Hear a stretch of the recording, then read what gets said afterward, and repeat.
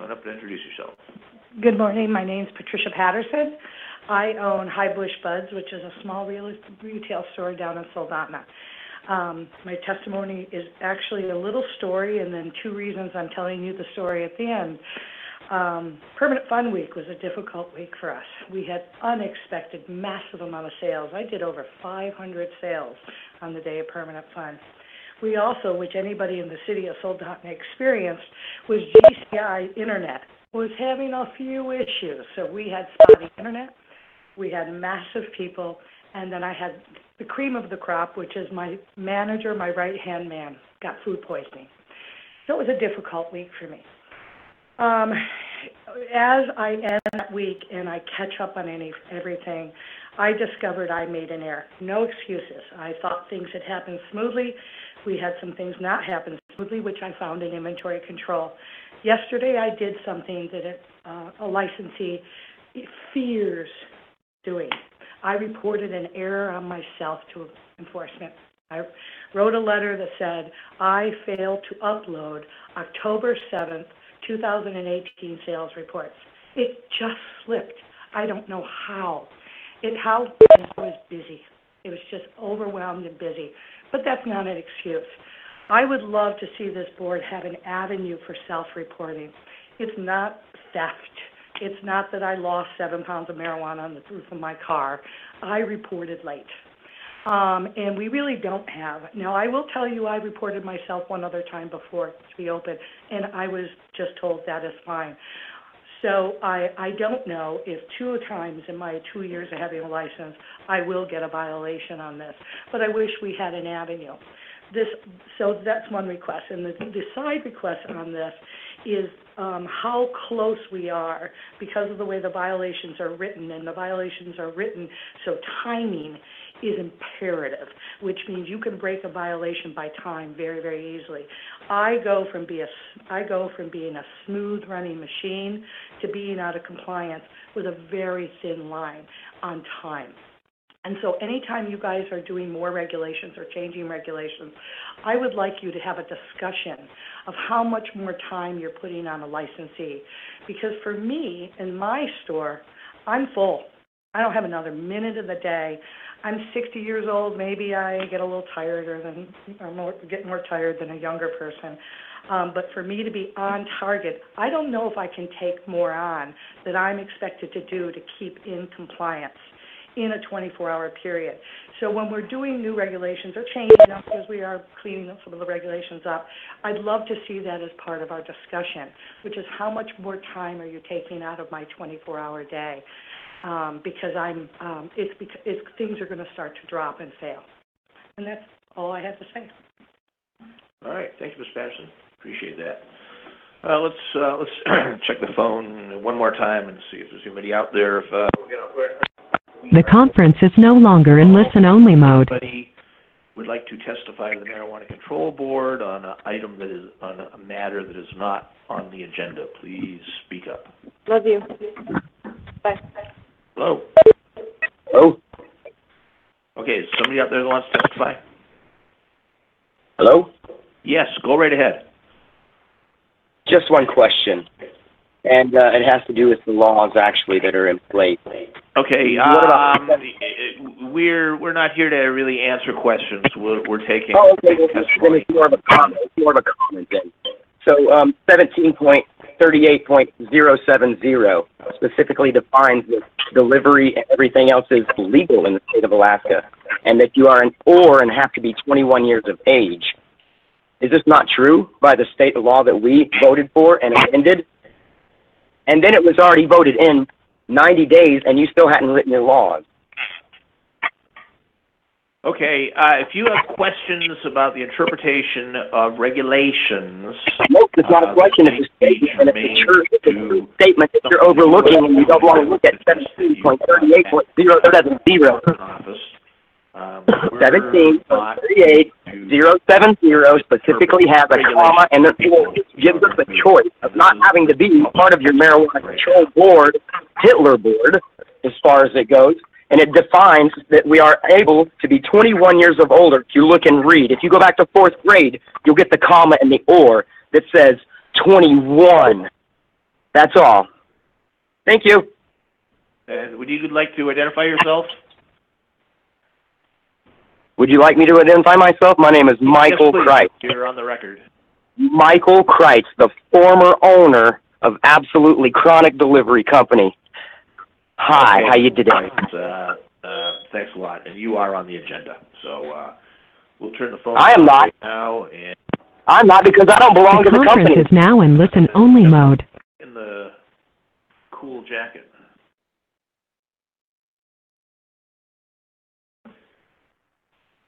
Thank you, Mark. Tim Dillon, Executive Director, Kenai Peninsula Economic Development District. First of all, welcome to Kenai, and thank you for bringing your meeting to the peninsula. Economic development comes in a variety of forms, including the growing, processing, and selling of cannabis. Although I did not personally support the legalization of marijuana, it was supported by the residents of the state. Therefore, it is a legal business, and we at KPED, and you as the control board, need to do everything possible to support these businesses. There is a reason that the alcohol and marijuana control boards are part of the Department of Commerce, Community, and Economic Development. Let's work together in assisting these businesses instead of throwing up roadblocks. I respect what the board is doing. The Kenai Peninsula Economic Development District is here to assist. Thank you. All right, thanks, Tim. Appreciate that. Sir? Yeah, just one question. So, this is how you are so well-spoken. I think it might help the board if you have a snippet of guidance, something that you would like us to do, or something that we could do that, in your opinion, as a facilitator of commerce, would help the state. Well, more than anything else, these are businesses that it's no different. You know, yeah, they have regulations, but it's no different than we have an incubator over at KPED. We have 9 different businesses that we've helped start and that are trying to assist. So we've got a driving school, and believe me, they've had to jump through all sorts of hoops, you know, but working with the folks from DMV, they've been open, they've been willing to talk about it, and they've had experts on their side of the table that can say, okay, people that have actually done it and that understand it. One of the things that I hear from a lot of the businesses is, if there's a way to have somebody on the board that has an agriculture background, whether it be on the science side or somebody who is just a basic farmer. The other, to be quite blunt, and I dealt with this, I came in front of the alcohol board back, less than a year ago, because of the interpretations that your director was making on tourism licenses. I honestly believe that you all as a board need to continue to take a look at what's going on from a staff standpoint. You've got some outstanding staff people that really need to be able to do their jobs and to be able to communicate with the folks that own these businesses. Glad to see that you added an executive session on your agenda, and I hope that coming out of that, we'll have a better feel for, people being able to communicate. It doesn't mean that we're going to agree with everything that you say, and you're not going to agree with everything I say. Believe me, I've been married 38 years. My wife doesn't agree with a lot that comes out of my mouth. But it's the idea of communicating and feeling like I was heard. That's what these people are asking for. That's what they want, and that's what they deserve. Thank you. Thank you. Okay, who's next?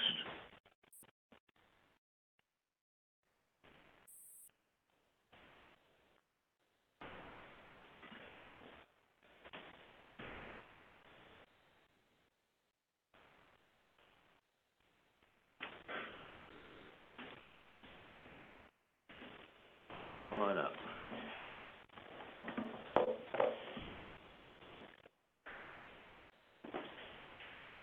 My name is Tina Smith. Good evening, gentlemen, director, and staff. This morning I would like to start my comment by taking the opportunity to remind us all of a few parameters we're controlled and bound by, you most importantly of all. Here we have AS 1738-040, public consumption banned. It is unlawful to consume marijuana in public. A person who violates this section is guilty of a violation punishable with a fine of up to $100. Then we have AS 1738-121, the powers and duties of the board. The board shall control cultivation, manufacture, and the sale of marijuana in the state.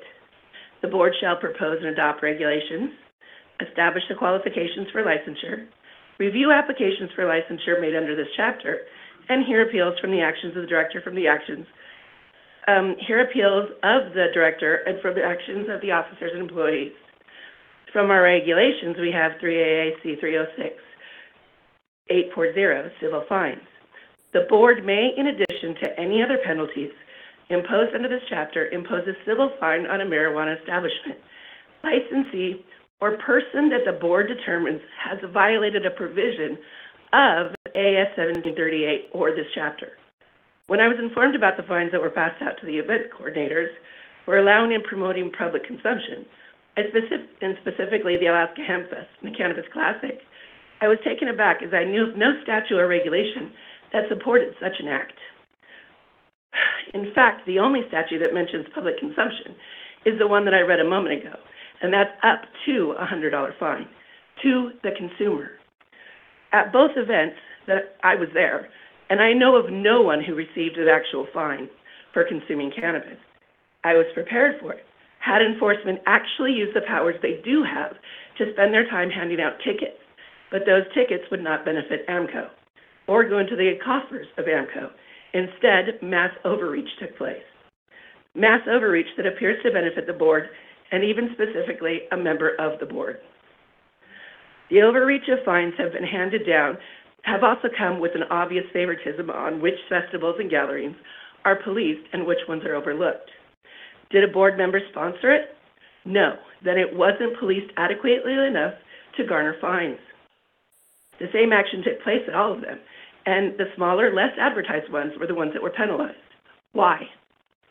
I do not in no way want the board to start handing out more fines for these events. What I do want is for all of you to recognize that the overreach that has happened and rectify it, and then address holding each and every industry member to the same standards across the board, whether an MCB member or not. As industry members, we are held to a very strict standard. We ask that same of our board and hold each and every one of you to that standard, one that follows the actual letter of the statute and regulation, not allowing for arbitrary rules and fines to be pulled out of thin air. Thank you for hearing what we have to say. All right, thank you, Ms. Smith. Anybody else in the room that wants to testify? Ms. Wiltsine.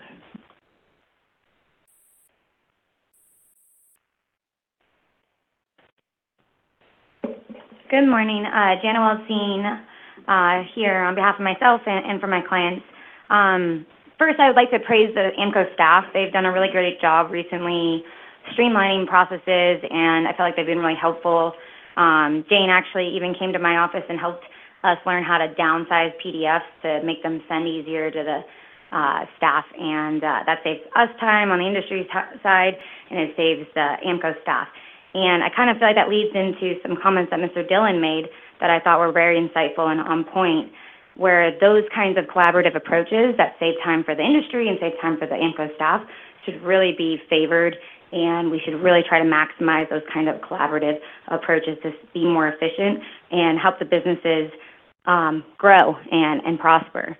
I also wanted to remind the board of the privacy, constitutionally protected privacy rights in AS 1738-010C and 190B. This clearly contemplates protection of an individual's right to privacy to engage in the marijuana market if they're not a licensee. And you have some forms that you're going to speak to later on your agenda, so I won't speak to this here. I just wanted to let you know that I would like to speak on tab 10 once you get to it. Additionally, in the director's report, there's discussion on transfers, and it's asking you to make a determination in the director's report before you get to the tab items on how you're going to handle transfers, and that issue is directly at issue in a tab that's later on in the agenda. So I feel like it evades due process to make that decision now before you actually hear what's going on in that particular tab, because that's what it pertains to. So I would ask that you wait to make any decisions on that transfer question until you get to the actual licensee that it affects, because otherwise you're going to make a decision without hearing the licensee's point of view, and then you'll either have to backtrack or be stuck with your decision that you've already made. Other than that, I really did appreciate Erica coming out here on Sunday. I wasn't able to attend, but I thought that was a very good time for people to speak their mind and get to know Erica and get to know the board and get to know the process. And so I think that is helpful. But I do have to echo some of the overreach complaints that I've been hearing and some of the stringent and static methods of approaching a newly evolving business and regulations that are newly evolving. And I don't think it's realistic to always set a hard and fast line, well, this is breaking the rules, so there's this consequence, when the rules really have yet to be fully defined and fully implemented in the situations when they're applied. And so I've just urged flexibility and more consideration of a more pragmatic approach rather than just a hard and fast line of punishment. Thank you. All right, thanks, Jenna. Any questions for... Okay, anybody else in here? Sure, why not?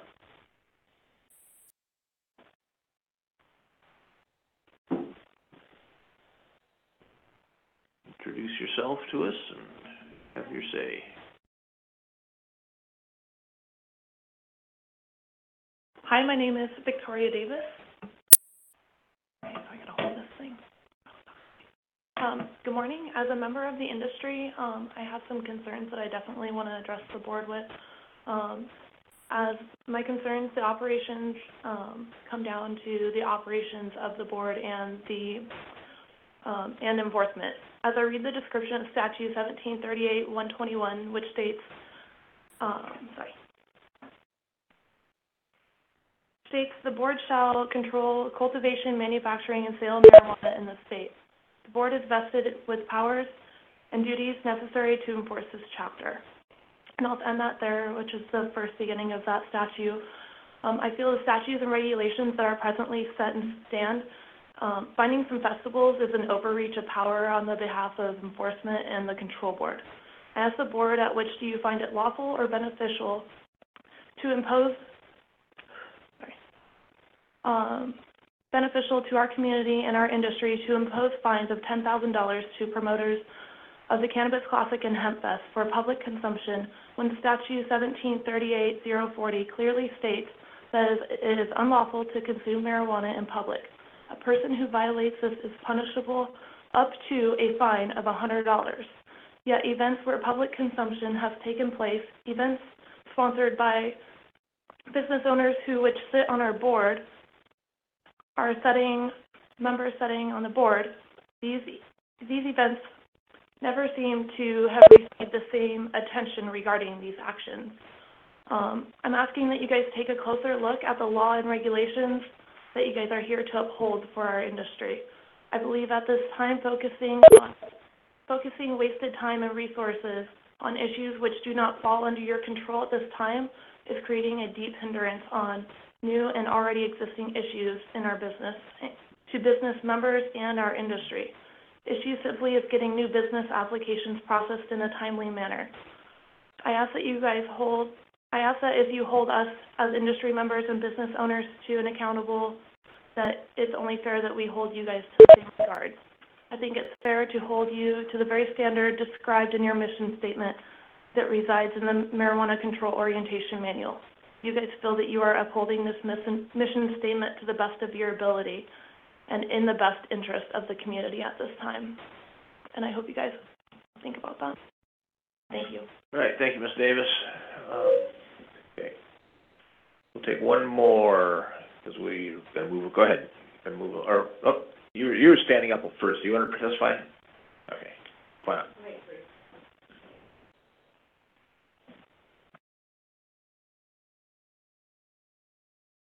Okay, there we go.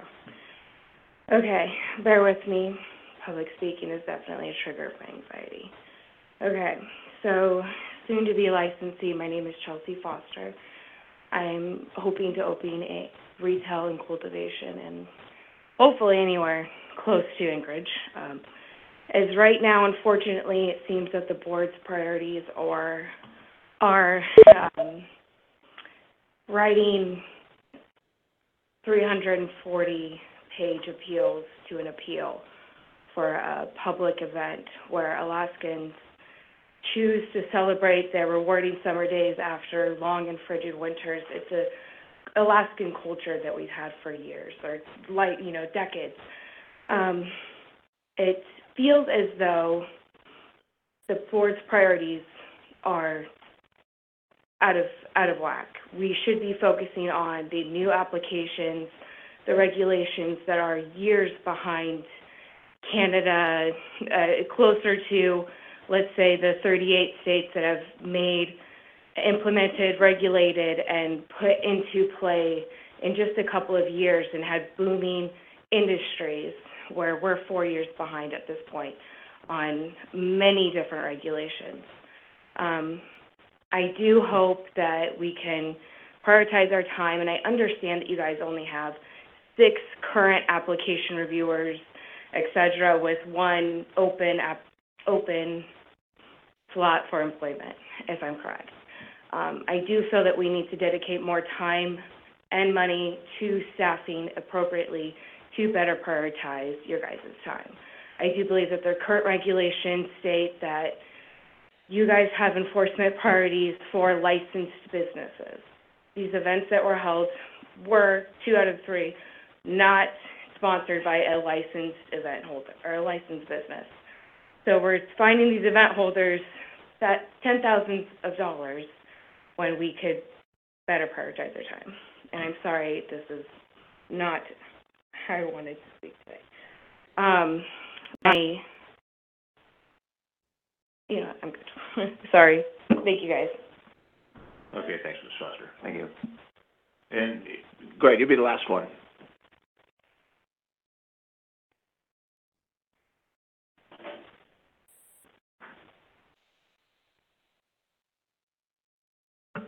Thank you for allowing me to speak.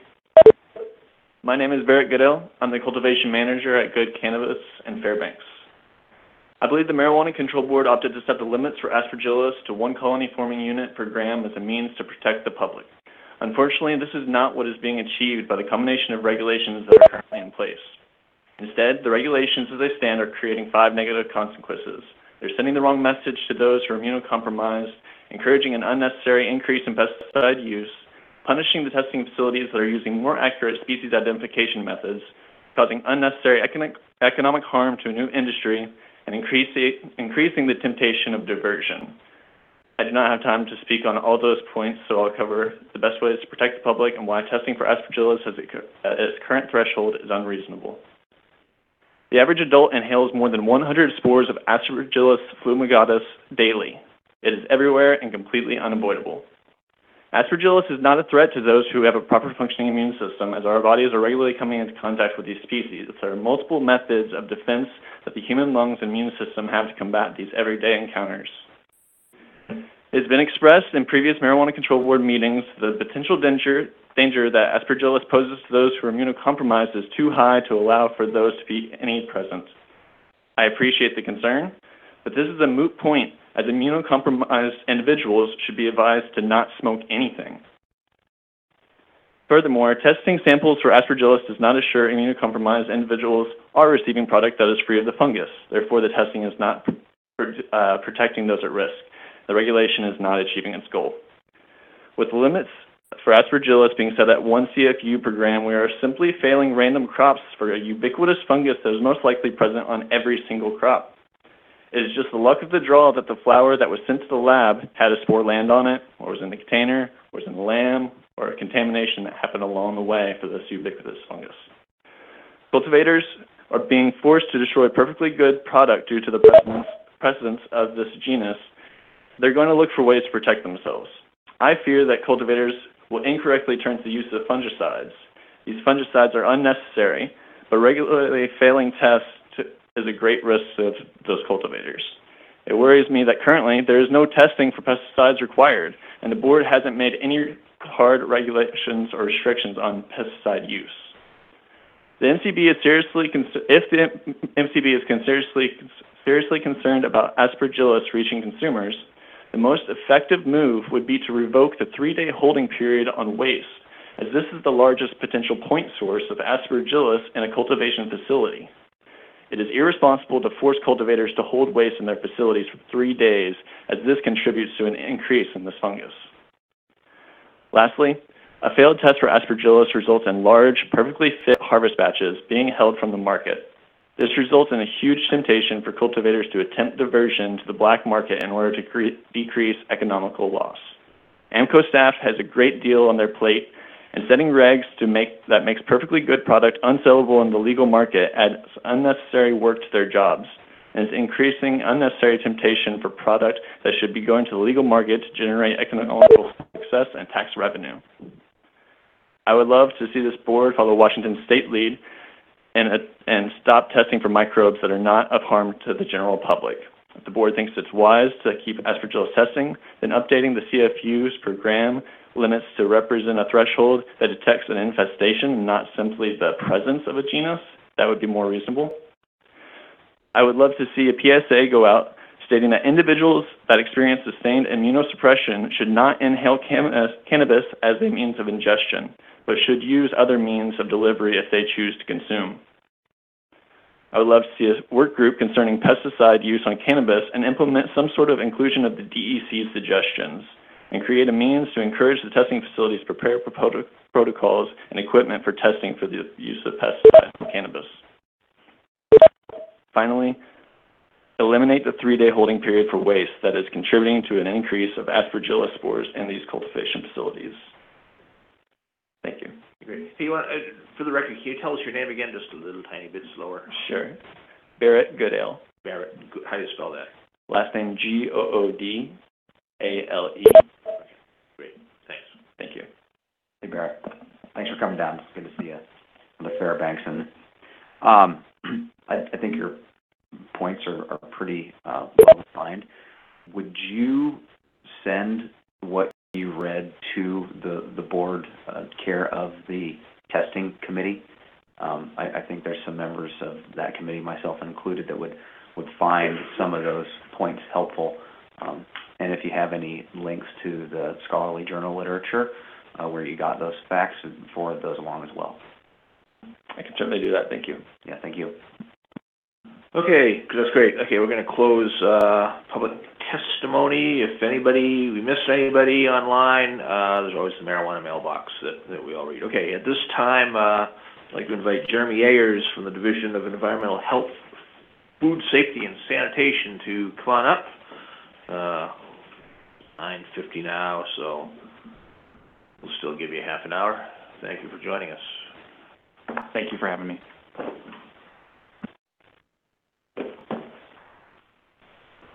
So you look like you're waiting for us to ask you questions.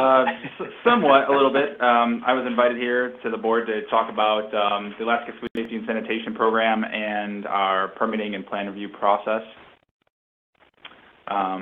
So if anybody has the board has specific questions about our process, I'd be happy to answer those. Otherwise, I can walk everybody through. Yeah, why don't you just go ahead and give us, a little presentation, about the office, what your relationship is with the cannabis industry. Sure.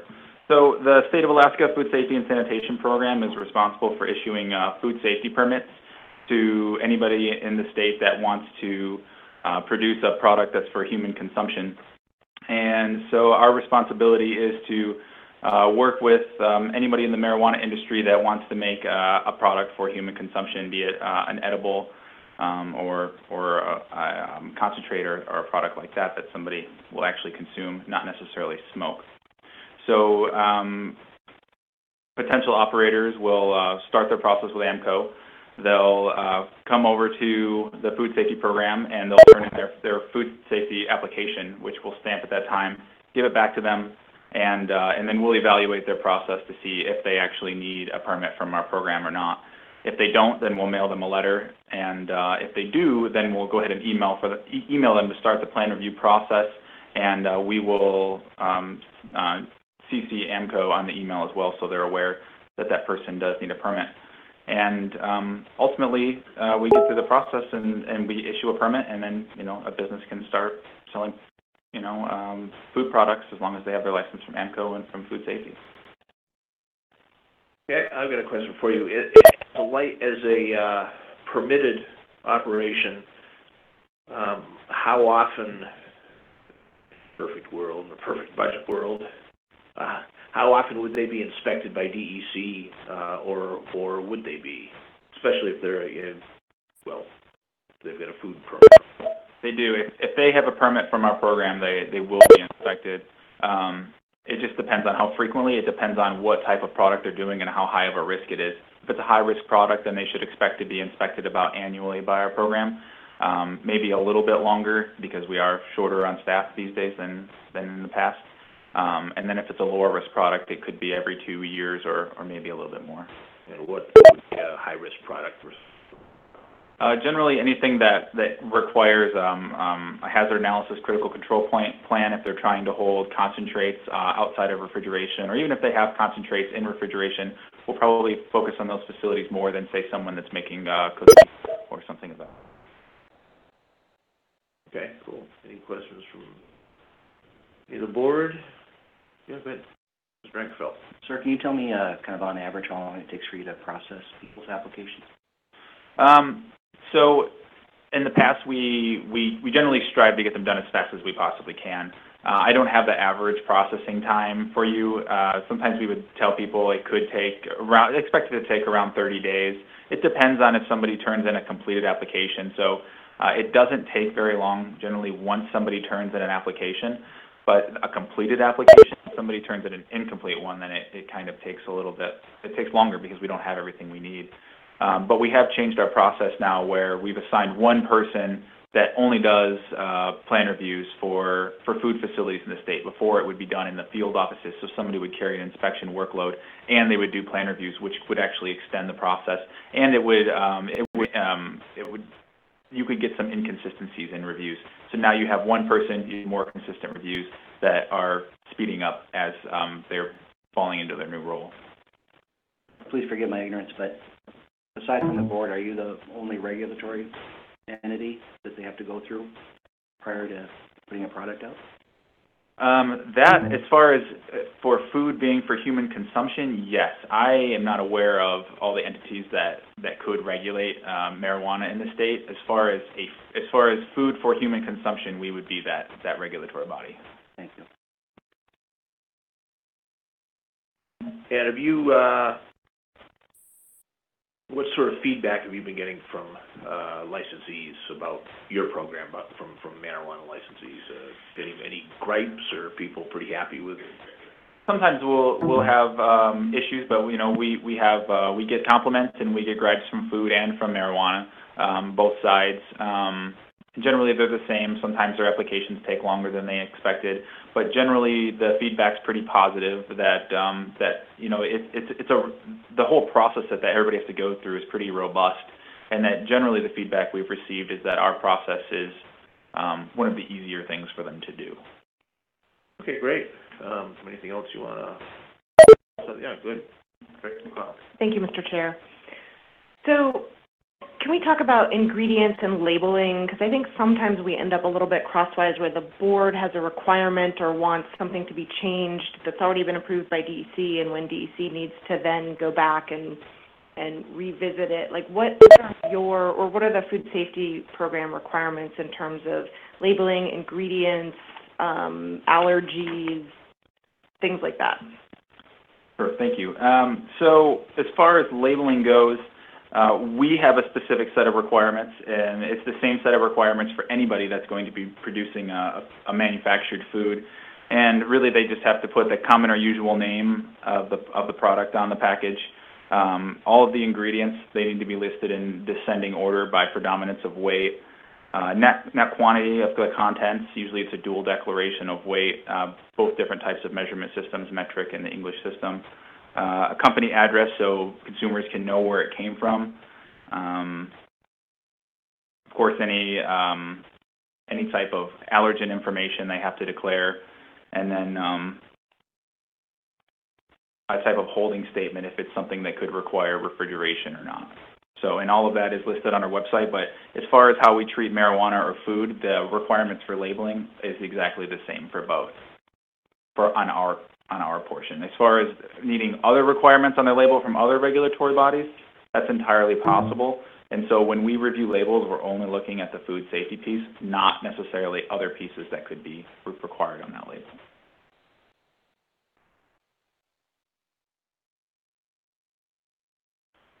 Sarah, you got any questions? No?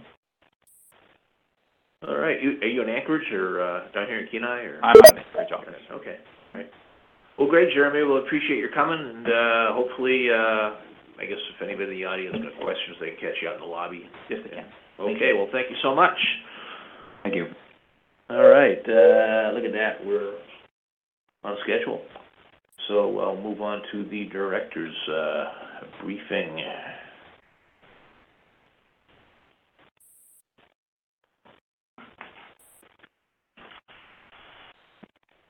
Thank you, Mr. Chair. AMCO has sought approval from the Office of Management and Budget and received that approval to hire a regulations specialist. This will be a dedicated staff member devoted to managing regulations projects for both the Marijuana Control Board and the Alcoholic Beverage Control Board. These duties are currently being performed by our local government specialist, Jed Smith, but frankly, that was not what he was hired to do, and his role in outreach and education to local governments, licensees, and the public is vital. And so we're trying to free up him to do what he was actually hired for and have a regulations specialist to work on the multitude of regulations projects we have with both boards. We expect that position will be posted on Workplace Alaska probably next week. The board had asked at the last meeting to receive information on the distribution of half of the application fee to local governments throughout Alaska. So in the fiscal year 18, so July 1st of 17 to June 30th of 18, AMCO forwarded $115,600 to local governments. And that information is posted on our website under other marijuana resources, so the board can look at that at any time you wish. The current regulations project status is attached, as usual, to the report. So 2 issues related to transfer applications. In June, the board did direct the staff to prioritize transfer applications over new applications, and your reasoning for this related to ensuring that operating businesses that facilitate commerce and drive the tax revenue and pay the fees are able to remain operating. That it's important for these businesses not to have to wait 6 months to go through the process if the owner needs to retire or, has some other issue. So since June, the staff has been prioritizing those applications. However, we also have transfer applications submitted for licenses that actually haven't begun operating, and so I wonder whether the board wants those to be prioritized as well, given that they're in the same situation as a new applicant who is not operating, is not paying taxes, and has been, again, waiting and usually paying rent in the queue. So that's a question for the board. And the other question is whether a applicant who has not yet received a license, so they're not in active pending inspection or active operating status, but still in delegated status, may submit and have a transfer application process. 3 AAC 306045A states that a person may not receive or transfer a marijuana establishment license or a controlling interest in a marijuana establishment license without applying for and receiving written consent at of the board. So during the application process, and I think you're aware we have many statuses, new, initiated, under review, incomplete, complete, and delegated are all the statuses you go through before you get to an operating status, before you actually have a license issued to you. In the earlier points in the process, if the ownership of the application or of the business, of the entity that is applying for the application changes, the only way to deal with that is to do a rollback to the new status so that the applicant can modify the proposed ownership, and I think the board has discussed rollbacks in the past. So in a situation where an application is still in delegated status with no license yet being issued, should they be able to submit a transfer application, which are intended for when they are licensed. My recommendation would be that no transfer applications shouldn't be accepted until you're in licensed status. I know Ms. Weltine made a comment on this, and there's certainly multiple ways the board could decide to deal with this. You could, if you agree with that recommendation, you could say that that starts from now going forward.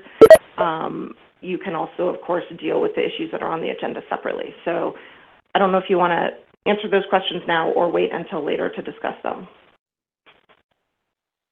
I kind of think maybe we should wait. Okay. There's some complexity to it. Yes. Okay. Yeah, I agree.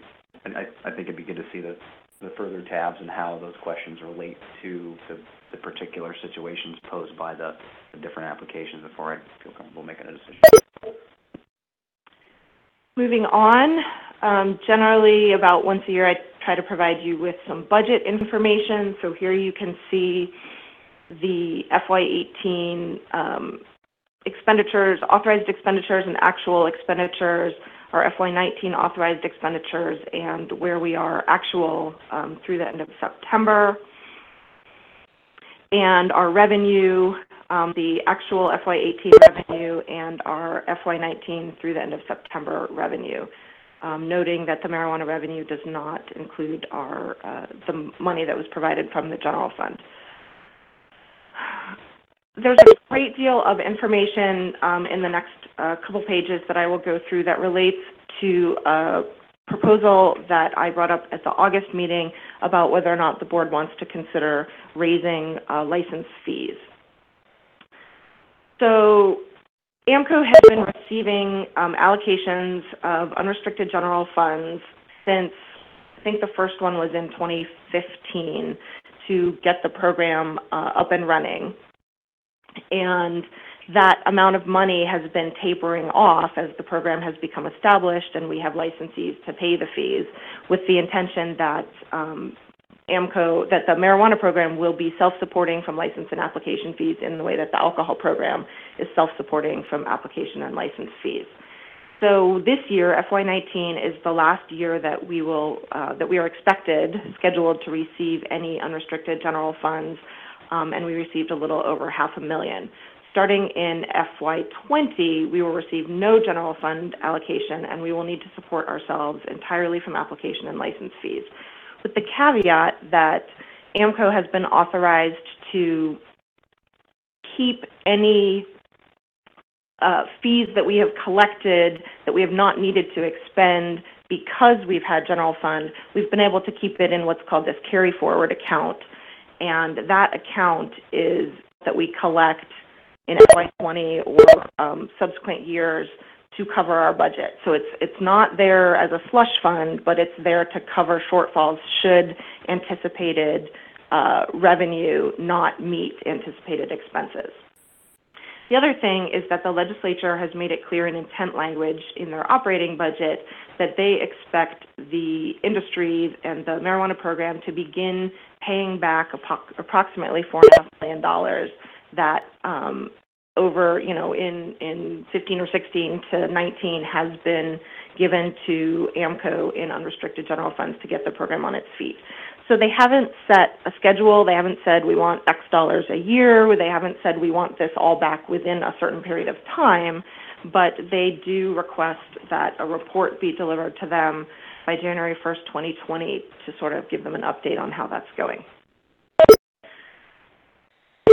So, trying to predict how much money we're going to take in and whether or not there should be an increase in license fees to accommodate both needs, AMCO program needs to fulfill our obligations to our licensees, and also to begin collecting money to send back to the general fund.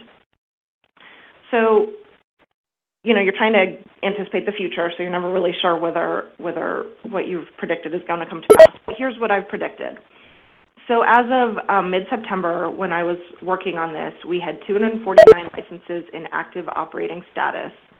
We had 93 licenses or applications that were either in active pending inspection or delegated status. 96 applications that were in tabled, complete, incomplete, or under review status, and 247 applications in initiated status. So if we assume that of the 249 active operating licenses, 90% of those will renew next year. And that's hopefully a slightly conservative number. All active operating licenses renewed in 2017, which was the first renewal period, and in 2018, 97.7% of active operating licenses renewed. But we do recognize that, with more licenses becomes more supply, and there may be issues related to that. I have made the assumption that 70% of the licenses that are currently in active pending inspection, delegated, tabled, complete, incomplete, and under review will become active operating and will renew next year. I don't have a scientific basis for 70%, but, the board sees applications every agenda that have been in pending inspection or delegated status for 6 months or a year. So you recognize that not everybody who ends up getting approved actually does become an operating business. And so certainly we've tried to make that a relatively conservative figure.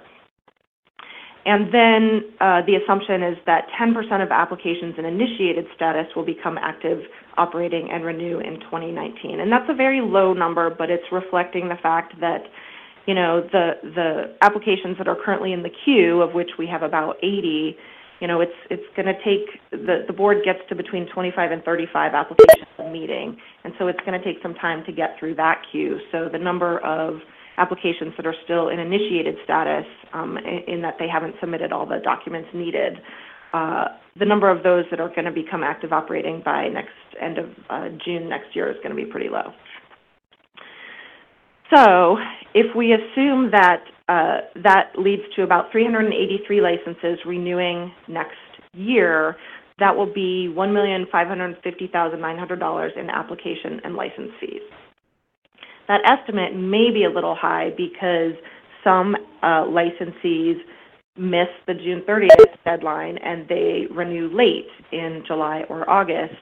And if that happens, then the fees that they pay starting July 1st go into the FY20 revenue, so not FY19 revenue. So again, that number is, it's an estimate, could be higher, could be lower. In addition to application and license fees, AMCO collects handler permit fees and fees for making changes to diagrams or operating plans. And in FY18, those totaled $226,000.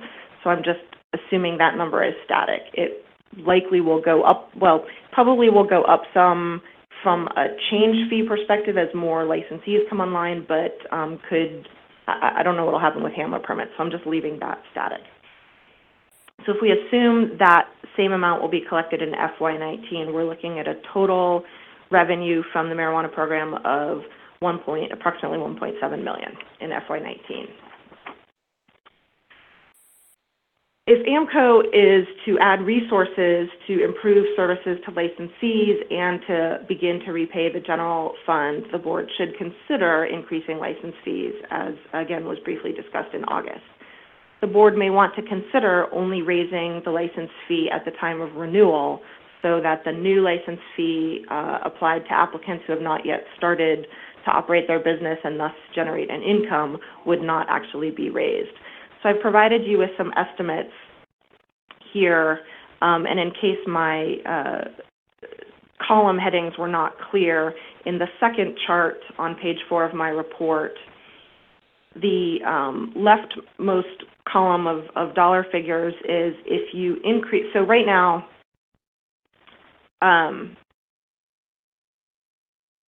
I think I got that backwards. So you have your testing, your limited cultivation, and your concentrate-only license fee is $1,000, and your standard cultivation, your product manufacturing, and your retail license fee is $1,000, or $5,000.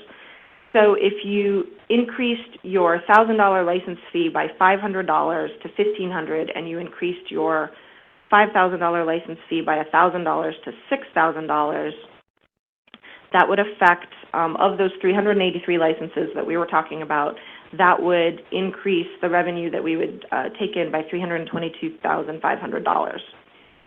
If you increased your $1,000 license fee by $1,000 to $1,500, and you increased your $5,000 license fee by $2,000 to $7,000, you would increase, and this is for all licensees, new and renewal, you would increase the revenue by $645,000. And then the two columns on the right are if you only applied those same increases to renewals. You would increase, if the smaller increase would generate an additional approximately $300,000, and the larger increase would generate approximately $600,000. So should the board wish to entertain increasing a license fee, that would need to be through a regulations project. You would open a project, we would draft language for you and bring it to you. You would accept it or modify it, put it out for public comment, accept public comment. So this is something that would go through a public process, and certainly probably should you begin that now and pursue it and eventually adopt it, would probably end up becoming effective maybe at the beginning of the next fiscal year, July 1st next year, would be my guess. The 2019 meeting schedule is provided here for you. We have been alerted that November meetings coincide with AML, Alaska Municipal League, so we are looking at making a date change for the November meetings. So I will provide that information to you at the next meeting. But other than that, the February, May, July, and September meetings all look pretty, unless anyone has a major issue, we think those are pretty firm. The next meeting of this board is on December 20th and 21st in Anchorage. Applications must be complete, and any other documents for the board must be submitted to our office by November 30th to be on that agenda. You may recall that you scheduled an oral public hearing for the on-site consumption draft regulations for December 19th, which is a Wednesday, in Anchorage, so we'll be publicizing the location of the hearing and the board meetings. I think they might be in two different places. I can't exactly remember, but we'll publicize that information. And then, as usual, here's the retail sales figures and the taxes through the most recently available information. Thank you. Okay, Brandon. Yeah. Thanks, Erica, for putting this together. So, looking at the schedule of fees here, this fourth column that increases the revenue from current by $604,000 and puts the burden solely on the already operating licensees. Is that increase, the estimated increase, is that enough to cover us for what we anticipate that we need to do as far as providing all of our own fees and beginning to pay back the legislature? I think we were in one of those discussions together with them where they were pretty firm about wanting their money back. So, through the chair, Mr. Emmett, it really depends on what sort of resources that we add to AMCO, and I can't really discuss specifics of that with the board because we discuss what we see our needs are with the commissioner's office, who discusses it with the governor's office, and then the governor will come out with the governor's budget, in which the governor will make certain requests, and that'll be our request. So it really depends. Certainly, I believe that would cover our current expenses with more left over.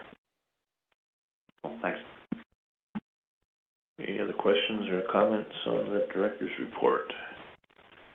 And do you want us to give you some guidance on starting in on a project to increase the renewal fees? Is that what you said? if the board wishes to do that, you could do that now, or you could do that at, the regulation section A3. Okay, It's up to you. maybe we can wait till that. That's okay with everybody. All right, you have another item on here for us. Do we want to talk about the regulations project? We have the spreadsheet here from you, and, we have regulations, on the agenda. So let's just move on to your, resolution. Thank you, Mr. Chair. At, I think it was 2 meetings ago, there were some issues with an applicant who had brought his personal use marijuana onto his proposed licensed premises, and we felt that that was not the intent of the regulations, and the board felt that that wasn't really clear, and discussed creating a resolution to say that the intention of the board is that commercial use marijuana and personal use marijuana be maintained, or be separate, be kept separate. So you instructed me to draft a resolution for your consideration, which I have done. And what this essentially says is an applicant for a license may not bring or have marijuana grown and possessed for personal use at a location proposed to be a licensed premises, which would mean once they start their application process, that becomes an location proposed to be a licensed premises for a commercial facility, with a couple of exceptions. Those exceptions would be that if the applicant is for a limited cultivation facility that is located in their dwelling, that they can keep their personal marijuana there until such time as they are approved by the board, and after that, they would have to keep their personal marijuana separate and out of the area that is licensed premises, or that is approved by the board for licensed premises. The second exception would be a testing facility, which is authorized to test personal marijuana. So, I can take my personal grow to the testing facility and ask for a test, and that's perfectly legal. So, testing facilities, of course, could have personal use marijuana on the licensed premises at any time, and would be expected to just make sure that they're not, commingling. There's no reason they would ever commingle samples from different people, but just sort of stating it for the record. And those would be the 2 exceptions. So this is for your consideration, modifications, acceptance, rejection, whatever you want. So I think this does help clarify things a bit. The needing to get rid of the personal grow plants when they initiate an application, and unless they are limited in their home, seems like it could be a little restrictive. I could see a situation where if someone had their mother plants in a facility that they propose, and that they were under what is allowed in 17.3, that they would have to then get rid of those genetics and then somehow reacquire them once they actually got their license. Like, say if they were growing in a warehouse behind their house, or a garage behind their house. So I think that the intent here is good, but it might need a little tweaking before I could support it. Do you have any suggested tweak? I do not at this time. I've been mulling it over. Sure. Okay. Let's we hold this in abeyance till the next meeting. That's not gonna. Perhaps Mr. Emmett and I could work on a new draft. Yeah, I'd be pleased to work on it. Yeah, I mean, this doesn't seem particularly problematic to me, but let's go ahead and let's bring this to the next meeting. Okay, is that all you have for us, Director? Yes, thank you. All right, thank you. So we will move on to the enforcement. Are we ready for a short break? A brief Addie's. Yeah. Let's take as close to 10:30 as we can.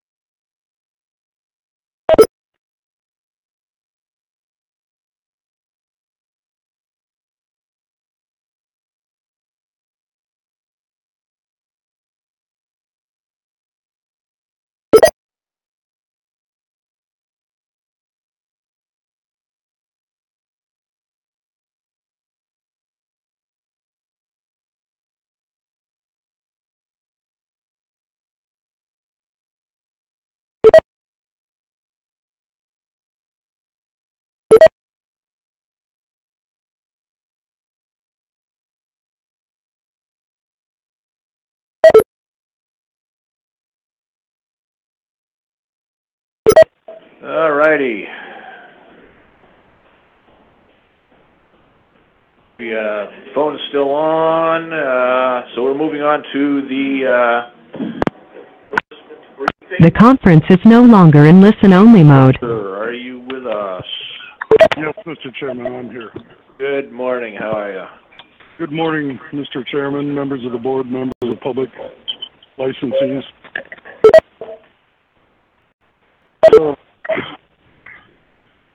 Go ahead, James. Okay, AMCO enforcement has been extremely busy with investigations, inspections, and providing assistance to alcohol and marijuana licensees. Hey, Jason. I apologize. It's getting kind of... the majority of AMCO investigators have been busy attending training and also have been taking leave during months of August and September. We've also been busy with a few complex investigations that are still ongoing but have managed to take time to respond to complaints, investigate, and conduct inspections.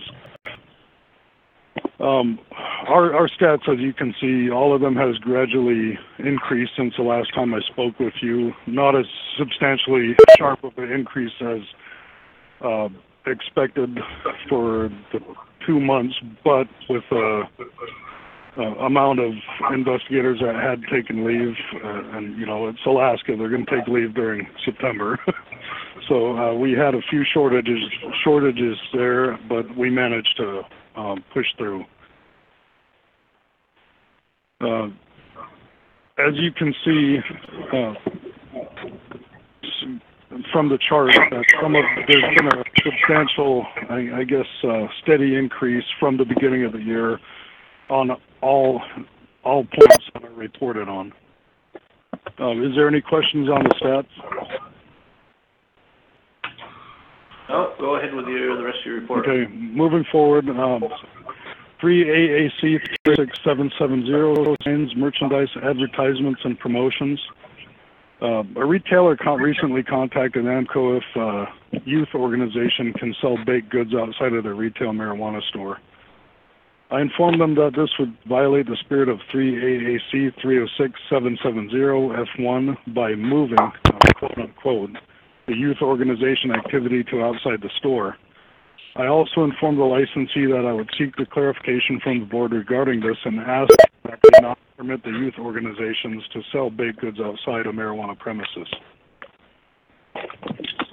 The licensee then asked if they could donate money to a youth organization. It was determined at this time that it was not considered a sponsorship, and we could not tell them they couldn't donate money. And as long as it was a donation and not tied to a specific event, they were okay with that. So I just wanted to ask the board, with that interpretation, would that be acceptable by you guys, or do you guys see that there's a problem with that? I guess we can kind of take it backwards. I don't think that there should be any hindrance to any licensee donating money, which means no strings attached, i.e. their name might appear on a list of donors, but that's it, not necessarily on a big banner or something. It's donation like any person would make as an individual. Personally, I don't think there should be any constraint to that. Any thoughts on... I concur. Yeah, I agree. I think it's good citizenship. I would agree. We have organizations ask all the time for sponsorship, and we do it. And sometimes they put a name somewhere or something like that, but it's never really tied to them. Sponsorship donations. I mean, as long as it's a contribution. Again, with no strings attached, without an expectation by the donor that they're going to be receiving any, especially to a youth activity. They're going to be receiving some kind of special recognition, just keeping donations. That's clear enough for you, James? That's completely clear, and that's along the lines of what we were thinking. So I agree with that. Thank you. Okay, and then stepping back,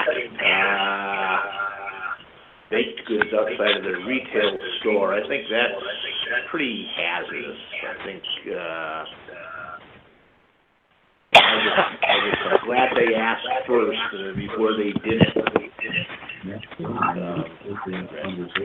Yeah, I commend the youth organization for their business savvy and wanting to sell cookies outside of a pot shop.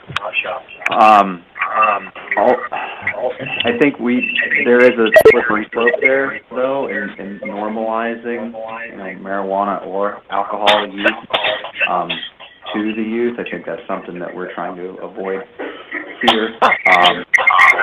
And so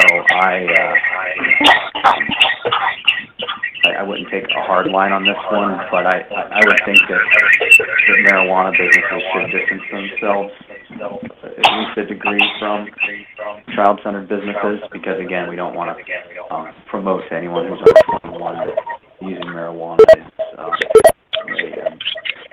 a smart choice. I don't know if I dare say this, but I guess I will. If you're gonna sell the Girl Scout cookies inside the store. I would like to comment on this because we actually had an organization set up between our business. And, we stood inside perplexed for a bit and discussed it, and we went out and talked to them. It's public property. They could do what they want on the sidewalk, and we went out and talked to them and told them we didn't think it was the best judgment in the world, but that's what they chose to do. They had to stay on the sidewalk, not come on our property. And they stayed out there for hours, but I just wanted to put that out there because, they didn't even talk to us. I don't even know if they talked to the business owner next door. It was odd, but, we didn't have any problems, but sometimes these things happen when we're not involved. So. Yeah, through the chair, Mr. Miller, I think that point's well taken. Whether that business is on public property or private property, you might not want to promote them to be on your premises, so to speak, but if they were out in front of it, I probably wouldn't chase them away if it was me either, so. Yeah, there's a big difference between a licensing parking lot and the public way, the sidewalk.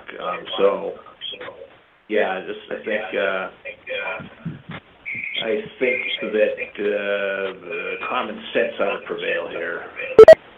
If young people come up and say, "Yeah, we want to sell raffle tickets here in your parking lot," or "we want to sell baked goods or whatever," just say not in our parking lot. If they want to do it on the sidewalk. But the other thing too is it does kind of raise the specter of loitering. I mean, really, people talking about enforcement overreach. If I drove by Mr. Miller's establishment and saw 3 or 4 kids standing out in front of it, even if they were selling cookies, and drove by an hour later and they were still there, I'd say, well, are they loitering? So there's a couple of different ways. How's it going? I don't think that we should be mixing anybody under 21, no matter what they're doing, and licensed premises. Hey, chance you guys got a Phillips screwdriver I can borrow? That gives you some guidance there, James?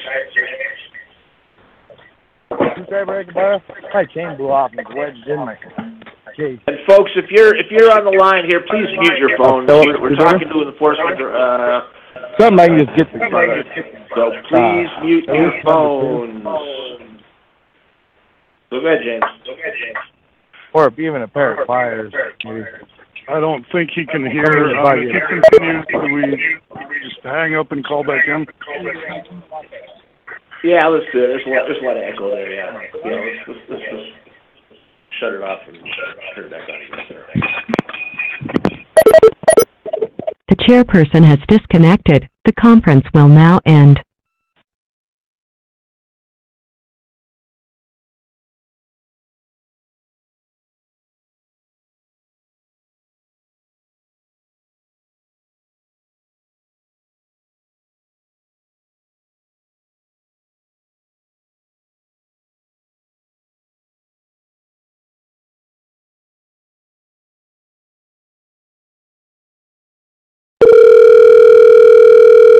Welcome to the GCI Conference Center.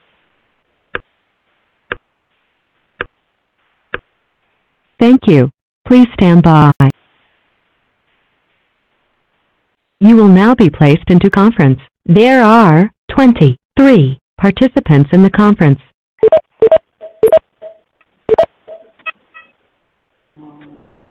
Just a reminder, folks, please keep your phones on mute. We have trouble with the overhead speaker in here, making some feedback. So please keep your phones on mute when we have the bridge on and we're talking to somebody. So Chief Olson, are you back with us? Yes, sir, I am. Okay, go right ahead. In addition to the report, I kind of wanted to make a comment regarding self-reports and notices of violation and advisories. We talked a little bit about this at the last meeting, and Ms. Patterson brought up a point of one of the things that she self-reported on.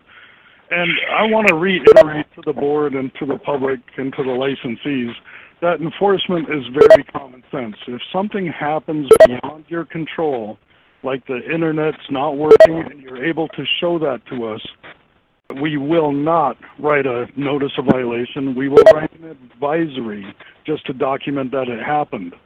Now, with that being said, if there's another self-report that is something that is egregious or something that has no explanation other than the error or the fault of the licensee, we will have no choice but to issue a notice of violation, but we will clarify or do our best to clarify either in the notice of violation itself or during my briefing during the notice of violation that it was a self-report.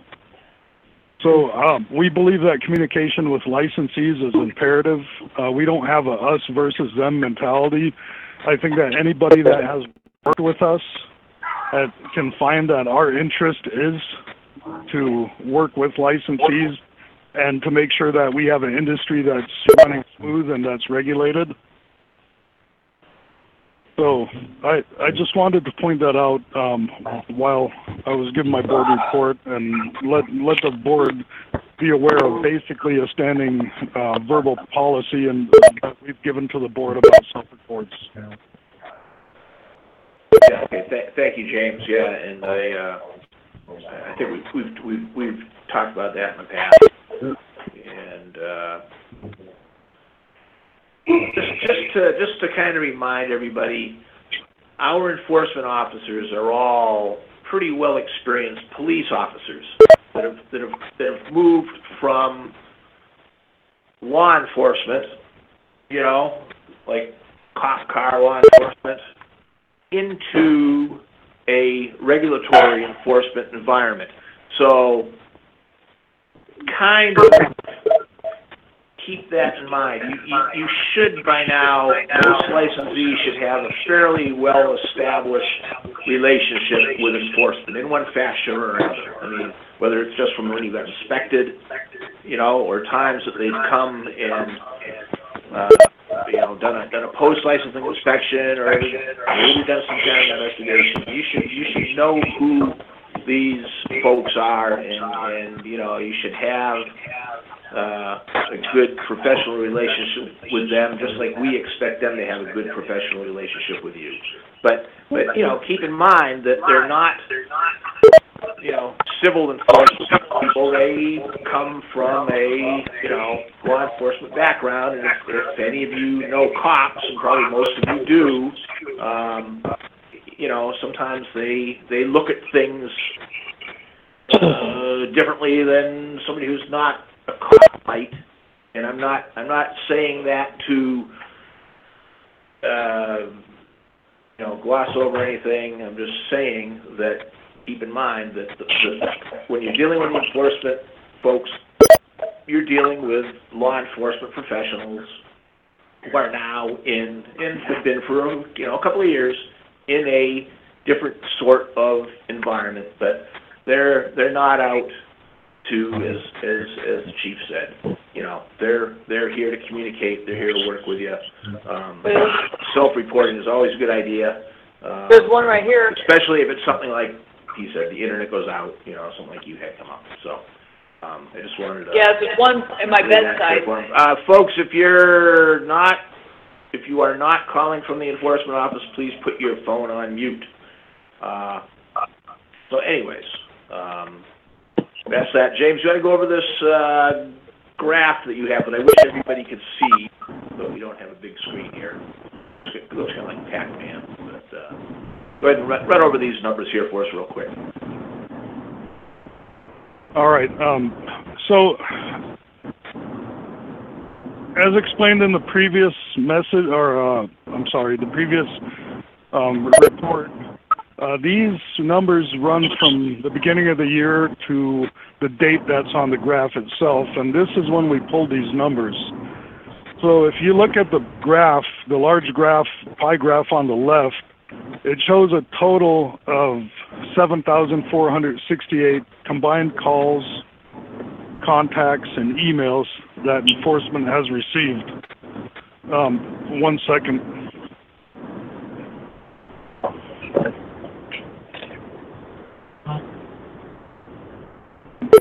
I apologize. And of those combined calls and emails and contacts, there has been action taken on 514. So you take that number, that 514, and you expand on that number. To the right of that, there's a graph that shows how that's broken down.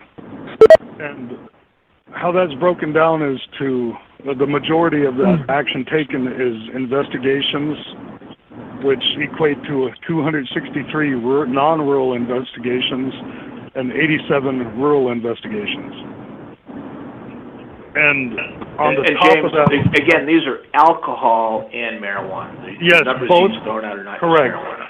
They are stats combined for both boards. And I was just getting to that where on the top of that graph, where those investigations don't differentiate between alcohol and marijuana, on the top of that graph, it starts breaking down where alcohol NOVs issued were 121, advisory notices for alcohol were 37, and there was 3 accusations for alcohol. Now, if you look at the marijuana side of that, it is approximately, I think, 50% of NOVs issued, almost straight down the middle. So we've issued 54 marijuana NOVs, and we've issued about exactly 7 more advisory notices to marijuana. So I think it is fair, very fair to say that the investigators know and understand that there are certain nuances that everybody's working through, but we also understand that regulations are passed, laws are up and running, and we have to, at some point in time, there has to be a starting point where we don't say we're just a beginning industry. We have to say, you know what, we're an experienced industry that has learned from some mistakes, and we need to start being an example to other states of how things are done and what's run right. So when I guess when I talk about this, I'm specifically talking about when the excuse is often used that this is a new industry. At what point do we stop saying that? I think that we've been far enough into the industry. We're going on just up to 2 years where we opened up the first retail store, where that would be, I guess, a goal or a hallmark of when legalized marijuana went from cultivation to testing to retail to then actual consumer. So that anniversary is just coming up here at the end of the month. And I think that's something that the industry should be prideful in. I do realize that while a lot of, especially the people that are receiving NOVs or advisory notices, these take precedent in what they're doing, and they're very stressful, and they can cause a lot of frustration with the board, with enforcement, with our office. But I want to remind everybody out there, if you look and you look at the percentages that come up out of that, and if you even break that down to the individual NOVs, that is substantially less chance, or you have a substantial less chance of receiving any type of action taken towards you on enforcement, especially an accusation. To this year, there's one accusation to date. So if you're a marijuana licensee, there's a 0.012% chance that you are going to get an accusation up until this point. Now, I understand that we're short-staffed, and I understand that accusations will be forthcoming, but that number will not go from 1 to 100. It may go to 4, 5, 6, or 10, or whatever it may be, but that number is still substantially low in context to what reports we're getting. And one thing I do want to express more so now than I have ever before is the complexity of the investigations on the marijuana side that the investigators have to account for. One investigation, especially if we have a multiple number of infractions or violations, could take almost a month or more of steady investigation time to properly accumulate all the evidence, all of the information, all of the facts that we need to present to the board in a way that the board sees that there was a violation. And ultimately, the easiest way I can explain what AMCO enforcement's job is if we receive information that a violation occurred, we look into it, we gather the facts, and we present the facts to the board. We're gatherers of information. And, our job is to gather information one way or another, and our job is not to look for fault, but to find if there was fault and present it to the board.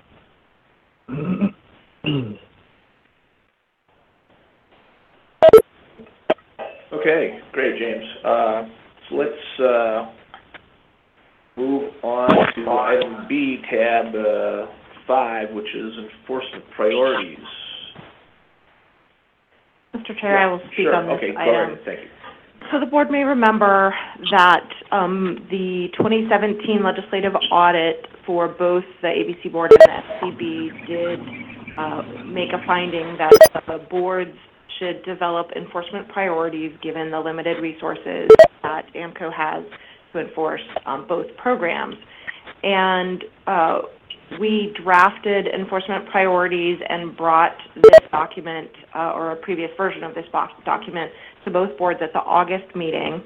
And while the marijuana board, you expressed that you felt that this document was satisfactory and appropriate, the alcohol board had some concerns relating to the specific information provided about each particular priority, and they wanted to see some changes.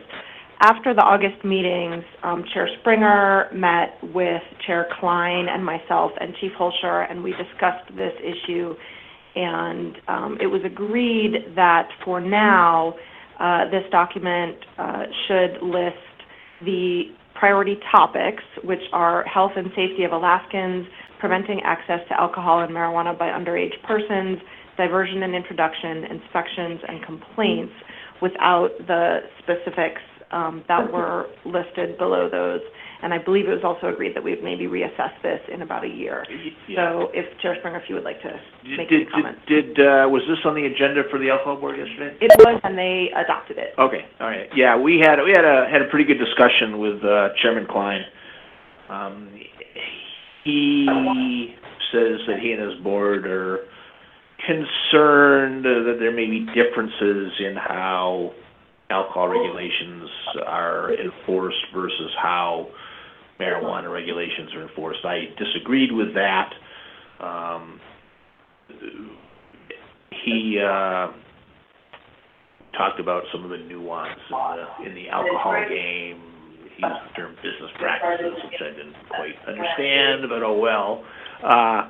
So we agreed that we would just stick with the 5 bullet points, and yeah, we'll come back maybe in a year and try to flesh it out.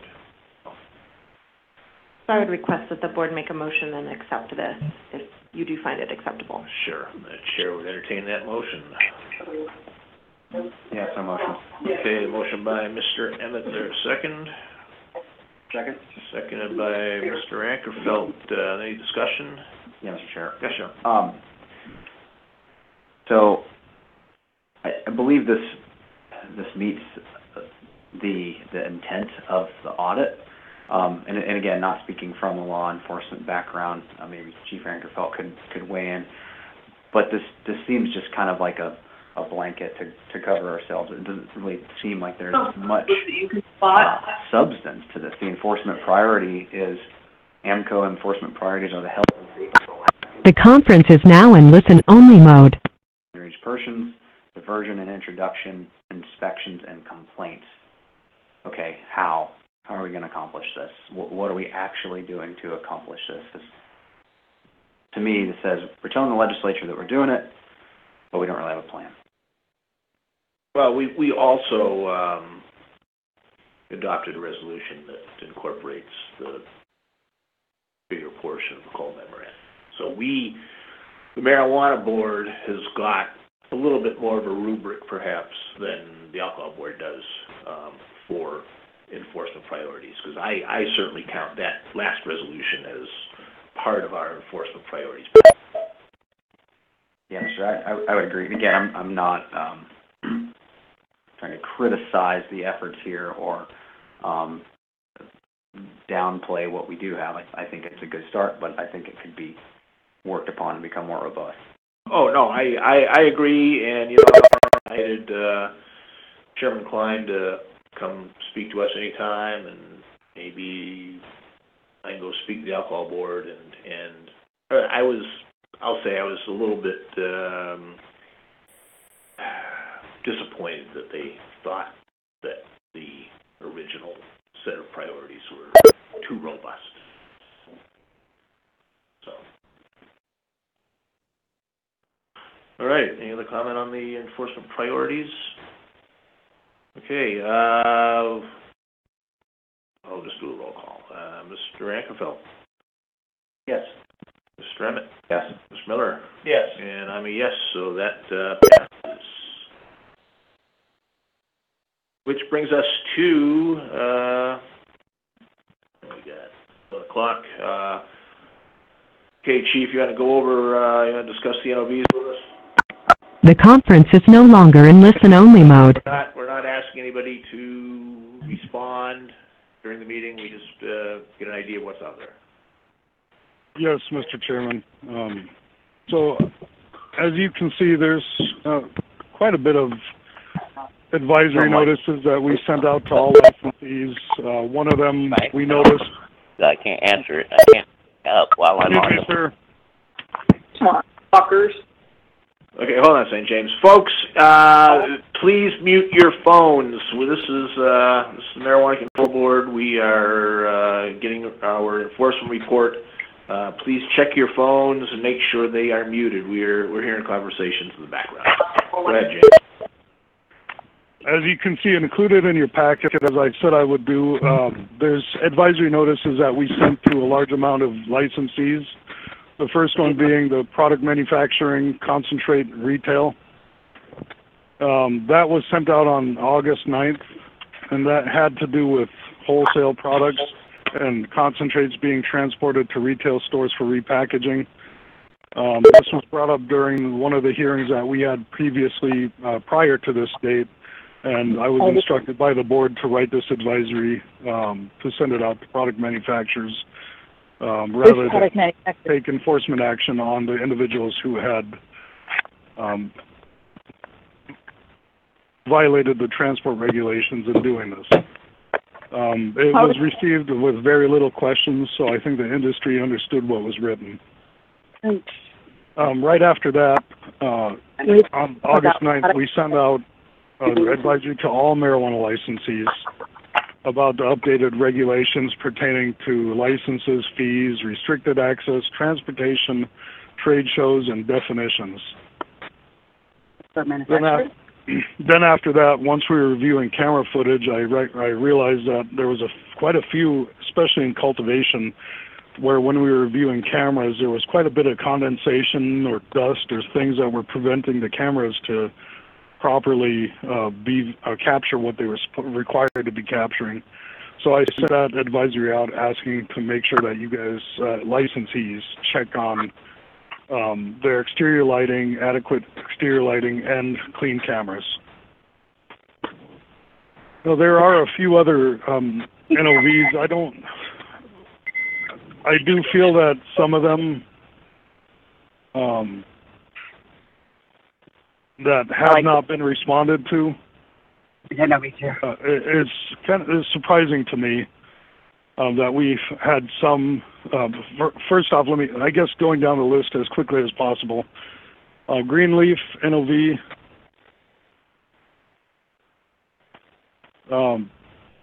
This was a odor violation. Investigator wrote an NOV to it. They responded to it. I guess it's par for the course for odor violations, so I don't see any reason to look into that anymore. Momo's Bakery, July, enforcement actually saw a violation of a transport regulation occur. As you can see from Investigator Bankowski's response, that some of the things in the response were not completely accurate, and I would ask for the board to look at that a little closer, or direct the director to look into that to see if any further action be required. The Great Alaskan Bud Company, we did not receive a response to this date on that, and that's a pretty, when you talk about blocking cameras and not adequate views, and for a licensee not to respond to that, to let the board know how they're going to fix that, I find that concerning. The next is notice violation issued to Green Degree, and I advised them that I would be bringing this to the board, and I wrote the violation because I saw it was forwarded, and I saw a flyer that was posted on social media, not by Green Degree. It was, I guess, posted by one of his employees. But what appeared on the flyer was the violation is for the flyer itself. It's not for the posting on social media. On the flyer, it said, "Come get what the judges are chiefing on. Green Degree will be featuring most of the Cup's entries on our shelves before and during the Cannabis Cup." When I called the owner, Kirby Cohen, to ask, when I issued the NOV, he called back and asked why I issued the NOV, because he wasn't being specific about his marijuana, that marijuana types or strains that he was selling. And he recalled that the board had said that unless it's pertaining or advertising a specific strain or product, then it wouldn't be considered an advertisement. My response was that it was very specific. You're telling people that you have what was entered into the High Times Cannabis Cup at your store and come get some. That's very strange, specific to me, so that's why I wrote the NOV. In addition to that,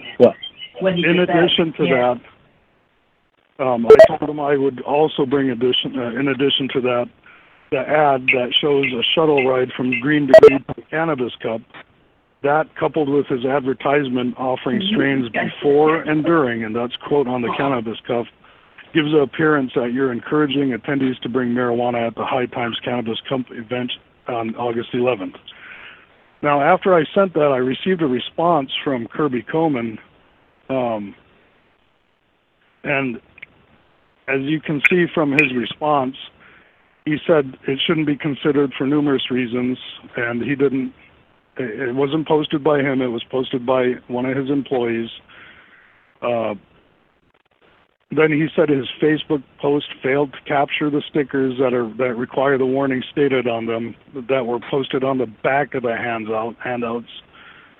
And then he says it's his understanding that unless we're advertising specific strains, products, and advertisements don't need to have required warnings. And then he said they weren't promoting public consumption by allowing the limo, and they were just giving a convenient free ride from the store to the event. So I have no issue with that, other than the fact when I spoke to him, he told me that he didn't have the warnings on there, didn't apply the warnings on there because he didn't feel it was an advertisement. But then after that, a week later, I get a written response with a photo of a sticker which appears to be stuck on the back of something. I don't know what it is. I have issue with that. I mean, I'm all about owning up to if you did something wrong, but when you spin it like you had the warnings on there, but it was on the back, that information should have been presented and provided immediately when the NOV was issued. I just feel like this kind of response is less than accurate, and I wanted to point that out to the board.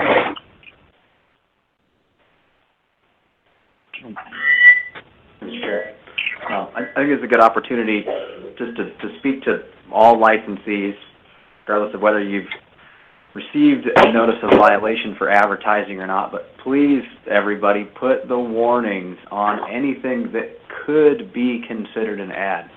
You will make much less work for yourselves and for enforcement and can avoid these sort of situations if you just put the warning on everything. You know, like every Instagram post, every Facebook post, everything that could be taken as advertising marijuana or marijuana product. Takes 10 seconds to copy and paste it and put it on there, and then you guys don't have to talk to anyone about it. Thank you. Please continue, James.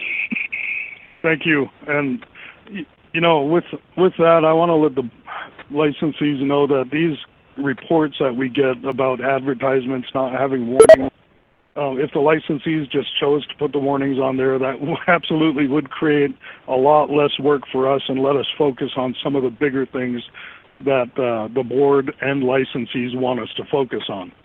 It's a matter of just, you know, doing a little more than you think that you should in some cases. Frost Frontier, that one was written for odor complaint. And we haven't received a response to that. The next one is Awaken Bakery. This one I think that warrants a little looking into. I don't believe we received a written response to this specific one.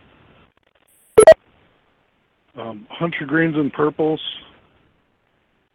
When an inspection was conducted, there was a metric error that was over a week and a half behind.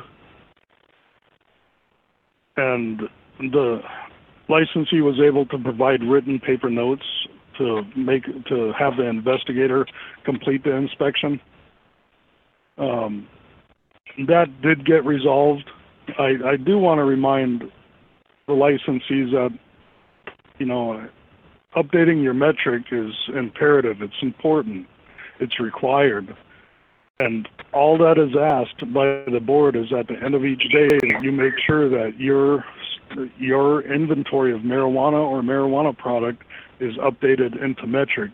Because if we show up and we have a current inventory of what's supposed to be there and it's not accurate, that will result in a violation, because the board needs to know if these, number one, if licensees are following with the regulations, or number two, it's a good indicator if there's anything wrong other than just a metric violation. It could indicate diversion, introduction, and things like that. So this is a very important regulation that we look into very thoroughly. Rainforest Farms, that was issued because marijuana was sold without an expired driver's license. We haven't received a response to that, but I feel that's very important. Our regulations state that it clearly says unexpired, so that one I think needs to be addressed, but we haven't received a response. Fat Tops retail store, we didn't have any updates for over 7 days.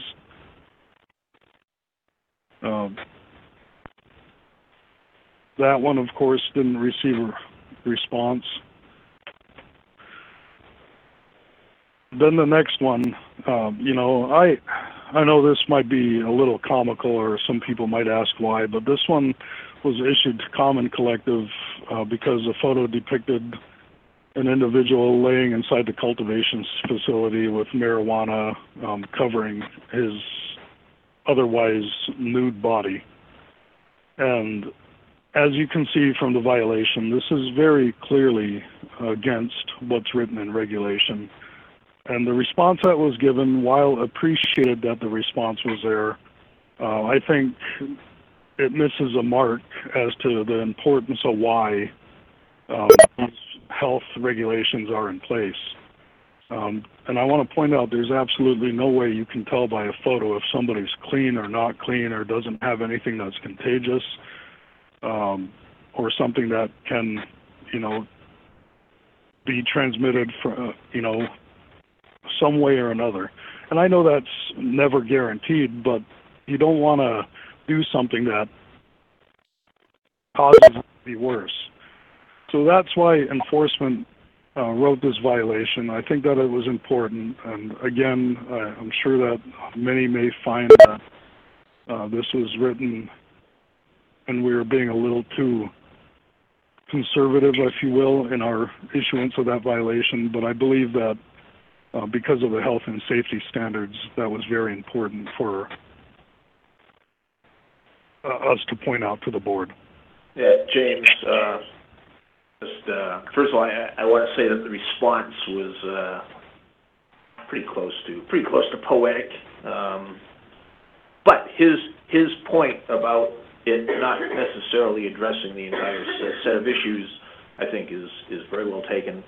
I also noticed that the fellow didn't appear to be wearing a visitor badge or an employee badge or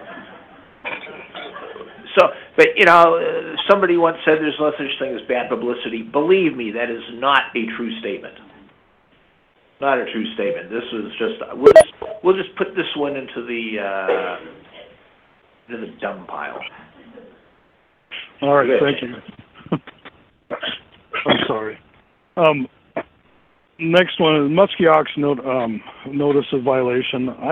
All I can say about this one is I would request that the board look at these. These are very important, and they scatter throughout the year, and you can see there's some serious issues that need to be addressed.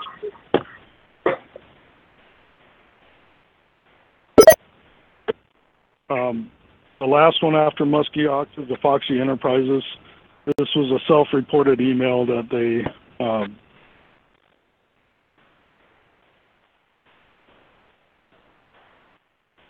they began their season in April, and they no longer had access to a new computer. Some of these things, again, I told you, the board, that we would indicate this was self-reported, but I also feel that there is a large amount of responsibility on the licensee that needs to take place.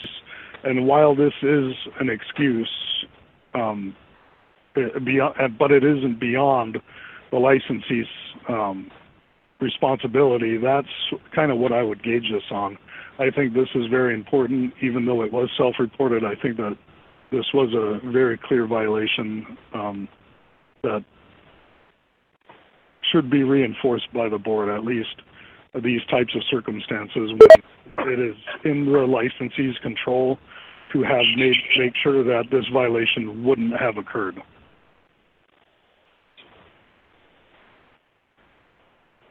Okay, thanks, James. I am going to infer that we have not heard the last about Muskie Ox. Is that an accurate inference? Yes. Okay. A couple of questions. Actually, Brandon and I were talking about Metric yesterday at the airport. I'm just going to ask one question that maybe you or somebody can answer. If you can't right off the bat, that's fine. But do we know how many, and I'll be happy to hear from licensees out in the lobby on this question as well, how many tickets to Metric go from the help desk to being escalated up to engineering support? If a ballpark is fine. It appears that Metric issues crop up persistently in NOVs. Sometimes Metric is blamed correctly, and sometimes maybe they're not. But do we have any idea how many metric issues that are reported by users, and even by the AMCO office, who's a user, get escalated up, and they are unable to deal with them in almost an immediate manner? We do not have access to that information. That is strictly metric, and I believe that we might be able to request something that might be close, but I don't know how much time they would need. I will say that whenever an issue of violation is there, that a licensee feels it was caused by a metric issue, and we tell them to send us that ticket number and have metric contact us regarding that. They are very good about doing that, and oftentimes metric will show that there was an issue with the licensee and not with metric.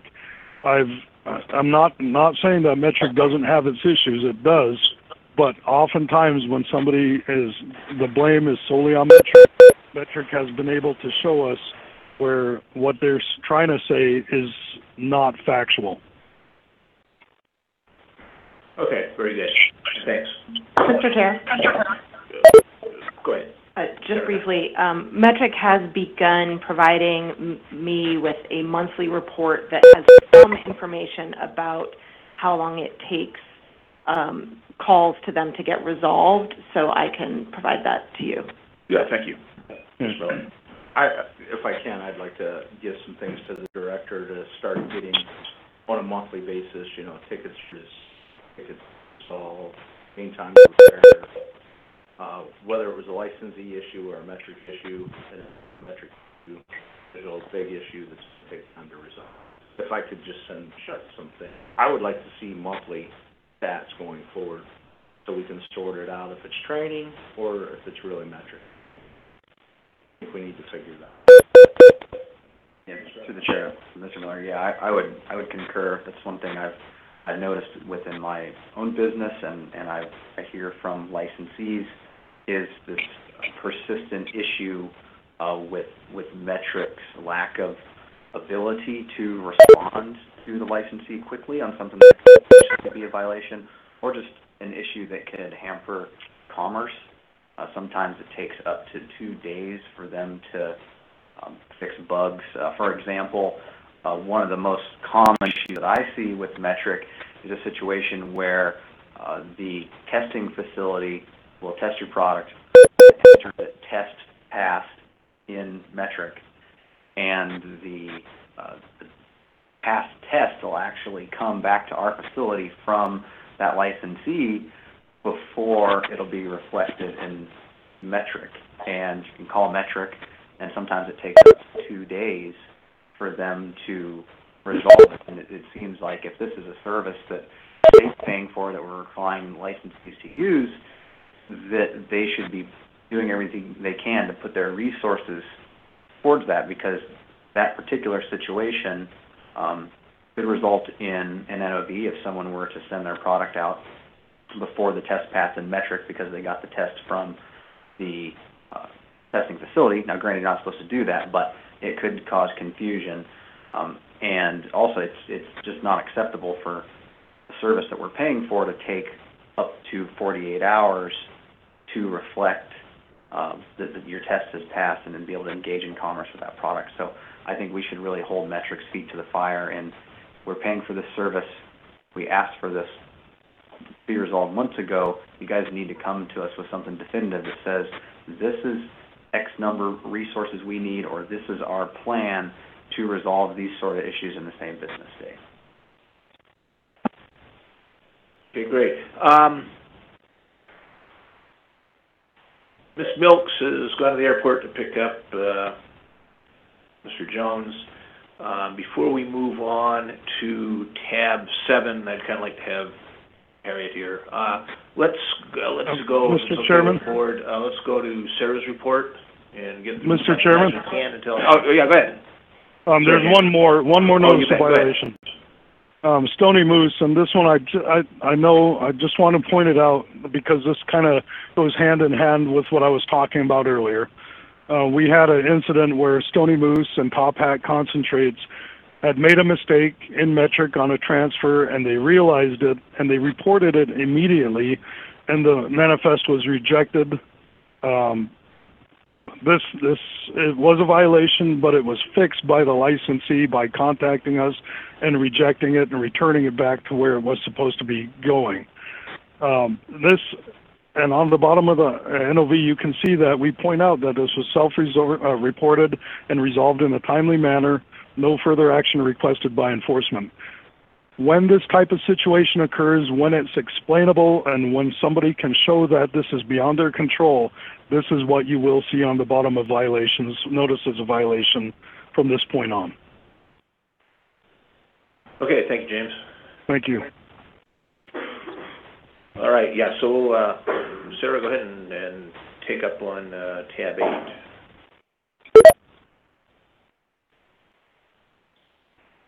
All right, thank you, Mr. Chair and members of the board. For those of you who have not been introduced to her, sitting next to me is our new Records and Licensing Supervisor, Michael Milton. Does not have a name tag, my apologies, but she will have one at the next meeting. She started with our office as an occupational licensing examiner and applied for and was promoted to this new Records and Licensing Supervisor position. I've talked to you guys at the previous few meetings about how this position will be taking over a number of my duties. Right now, she and I are both taking meeting minutes, and so she's doing some training on that. She helped a lot with preparation for this board meeting and the ABC board meeting, and we've already noticed some pretty major changes in the licensing section because I have more help. As a result of her promotion, we have a vacant occupational licensing examiner position now. We are conducting interviews to fill that vacancy on Friday. Let me mute the phone. The conference is now in listen-only mode. And we also have a vacant, our licensing designated admin assistant position is now vacant because Campbell Anderson has transferred over to our administrative section, and so we conducted interviews to fill that vacancy last week. We hope to have both positions filled by early November, and which will really help us because starting in November is our really, really crazy busy season. You all will recall that we send out alcohol license renewal applications toward the end of every year, and the last 2 years we sent them out on November 1st, which is the latest statutory date that we could send them out just because we were overworked. And this year we have taken measures to try to be able to keep efficiency within our office and allow for licensees to, alcohol licensees to submit applications more timely and more correctly to decrease our workload and streamline some of our processes. So this year we sent out the renewal applications on September 24th. There were 909 that were sent out to licensees, and so far we have received a very small portion of those. Historically, approximately half of those renewal applications come in the last 2 weeks of the year and the first week of January, which just makes it absolutely insane for our team. As you know, that's the holiday season and people want to take leave, and so it makes things very difficult. Because of the flood of applications alcohol applications that we get in at the end of the year, last year we only had one occupational licensing examiner, Jane Sawyer, who was able to continue processing new marijuana license applications throughout the alcohol license renewal period. You'll recall that the previous year, processing of new marijuana applications actually came to a complete halt for a month or two because I had to pull all of the examiners to work on alcohol license renewals in order to meet statutory deadlines. This year, some changes that we have put in place to help with streamlining and increasing efficiency are that we mailed out the applications 5 weeks earlier. We are providing training sessions and materials to licensees about how to complete renewal applications correctly the first time and things that they should expect.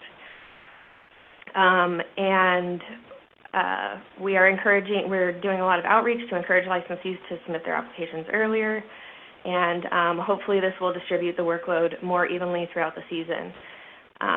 Also, we have the new records and licensing supervisor position, which should help dramatically increase efficiency. So this year, we are hoping, the plan is to have 3 occupational licensing examiners continue to process marijuana applications throughout the entire renewal season without having to pull any of them to work on alcohol licensing stuff. For the record, Mr. Jones has joined the meeting and Ms. Milks has returned. So I touched a little bit on education and outreach by our team. Those training sessions are being provided by Jed Smith. He did one yesterday during our lunch break for the ABC board meeting, and right now we're trying to do we're focusing on training for alcohol licensees and materials for alcohol licensees because there are a number of resources that are available to marijuana licensees when we first created the industry, the regulated industry, that were never available to liquor licensees. So we're kind of trying to play catch up on that end.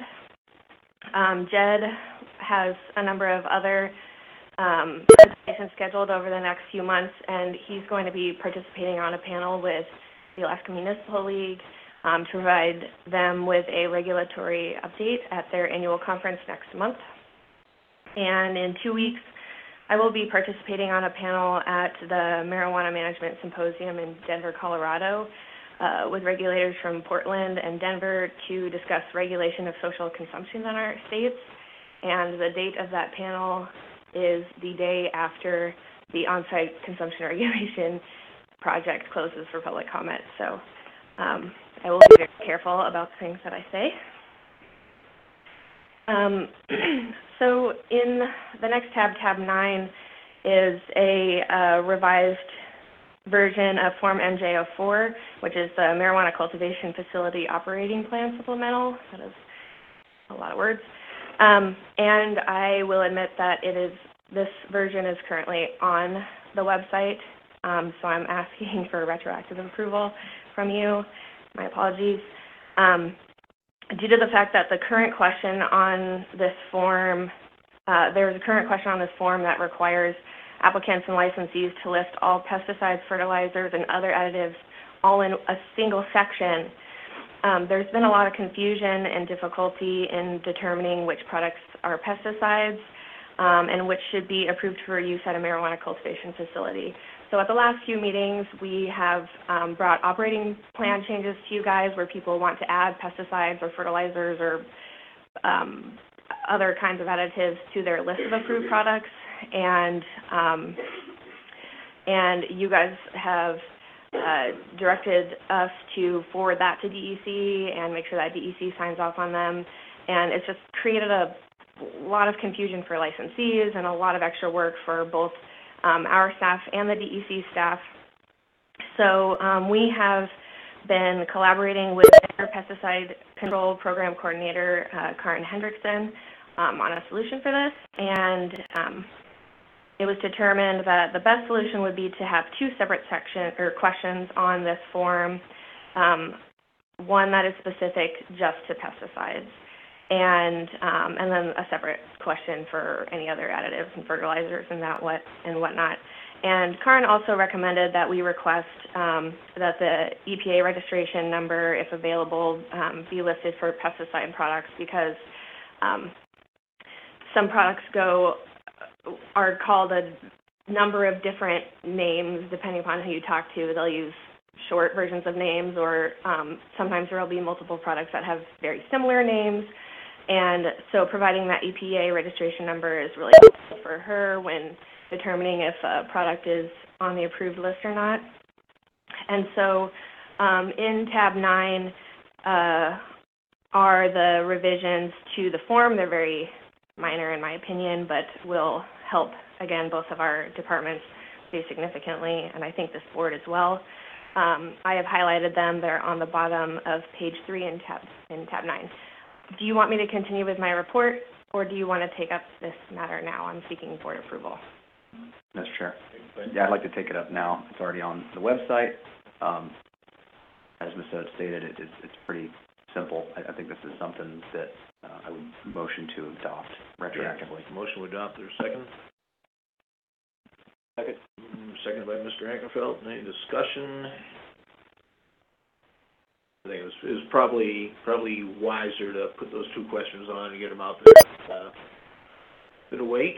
Okay, any debate on the motion? And this will be, the date will be retro to when you, so. Okay, all those in favor of approving revised Form MJ04 operating plan supplemental, signify by saying aye. Aye. Aye. Opposed?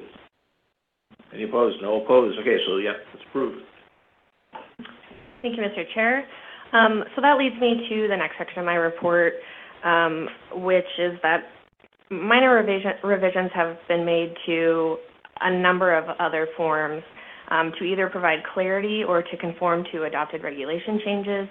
To date, the board has not delegated any authority to the director or staff to make any changes to the forms, but these changes that we made were really out of necessity due to regulatory changes. So I would recommend that the board delegate to the director and staff the authority to make minor revisions to existing forms for those purposes, with only major changes to be brought to you for approval. And if the board does not wish to delegate any approval authority to us for form revisions, then I will bring the other 9 revised forms to the December meeting for approval. Okay, I'd just say, Ms. Milks, it sounds to me like this should be fairly standard administrative practice other places. I mean, amendments basically for conformance to, adopted regulations and things. And you're correct, Mr. Chair, and you do have the authority to make that delegation. Okay, is there a motion to delegate authority to the director to make minor revisions to forms to either provide clarity or conform to adopted regulatory changes? So motion. A motion by Mr. Emmett, there a second? Second. Second by Mr. Ankerfeld. Any discussion on that? Okay, all those in favor of the motion then, say aye. Aye. Aye. Aye. Anybody opposed? Not hearing any, that motion passes. Thank you, Mr. Chair. So the next section of my report is regarding tab 10, which is consideration of a new form MJ27, which is marijuana from an unlicensed source. So on October 20th, regulatory changes will become effective regarding the legal introduction of new strains from unlicensed sources, so from people's personal grows, to licensed cultivation facilities inventory. And these regulations allow a cultivator to receive without compensation, and from a person 21 years of age or older, up to 6 clones or cuttings, or up to 10 seeds. And so the language has specific requirements, including the necessity for the licensee to obtain written approval from the director on a form prescribed by the board. So this new form can be found in tab 10 for your consideration. Okay, then a motion to approve Form MJ27. Yes, so motion. Okay, motion by Mr. Emmett, there's a second. Second for discussion. Seconded by Mr. Miller. Yeah, thank you, Mr. Miller. I think that this form takes us a step in the right direction. I do have some reservations about the requirement to retain a copy of citizen identification. I think that is maybe outside of the spirit of our robust privacy protection laws that we have here in Alaska. And so I would move to amend the form or send it back to staff for revision to remove the requirement that the photo identification be retained by the recipient of said genetic material. Where does it say it's going to be retained? I see this as a certified that it's been, Would be the second bold line. It says what must be submitted with this form. Bullet, a copy of the provider's photo identification. Mr. Chair? Yeah, go ahead. Mr. Emmett, would it be more palatable if the identification was shredded after 30 days, shredded after 7 days, something like that? I do think it's important that it be provided so we have verification that the individual is over 21, and that if there is some sort of problem, that we are able to identify who that person is, but it could certainly be destroyed after a short period of time. I don't think I have the same issues. Getting it, something from someone is one thing, but keeping their ID is another. And as the licensee, I'm certifying that I checked it. I'm responsible anyway, so I'm not sure what benefit it is to keep a copy of or even submit a copy of the driver's license or ID of the individual. I just really have big reservations about this. So. Yeah, you certify on here that they've verified that they're over 21. If the transaction, with a small t, takes place on the premises, it's on tape anyway. And we could, it says I declare under penalty of unsworn falsification that this form, including all accompanying schedules and statements, is true, correct, and complete. So there's a penalty implied there to the licensee. So, we talked about this early on. We had a license applicant that said, oh yeah, we're going to scan driver's licenses and keep it on record. And we said, no, you're not. It seems like that. We've had anecdotally heard that maybe there are people whose computers are still keeping track of customers for one reason or another. But I think that there's enough onus on the licensee to say that, yeah, I look at this person's ID just like they would do if it was somebody who was just visiting their facility, saying, I'd like to get a tour of your operation. Well, show me your ID. Okay, here's your visitor badge. Or if it's somebody checking IDs at the door of a retail. There's a lot more hazard to a retail operation. People are going in to buy marijuana. Here, somebody is coming in saying, hey, I've got, a pretty good strain here that developed, and I want to hook you up so that you can propagate it. So it's a number one, the transfer is towards cultivation, towards the industry. It's not towards the consumer. So I tend to agree that there's probably no reason to maintain a copy of the ID. The licensee is, if they buy it from somebody who's 20 years old or 19 and they say they're 21, they're committed. So I'd certainly entertain an amendment to the form.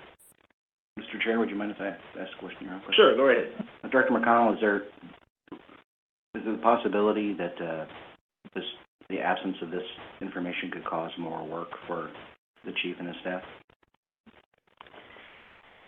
Through the chair, Mr. Ankerfeld, I believe it could. I don't think it'll be, I don't anticipate having a significant number of situations where we would need to do an investigation based on some concern, some pattern that seems abnormal.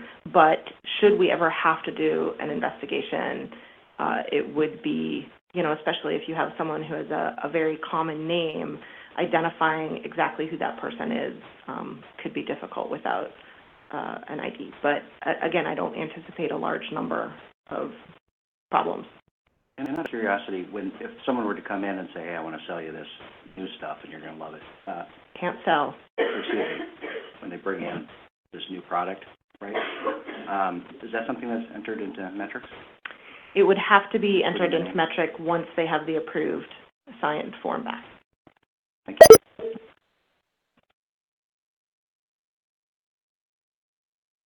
Okay, and the limits here are 6 clones or cuttings or 10 seeds.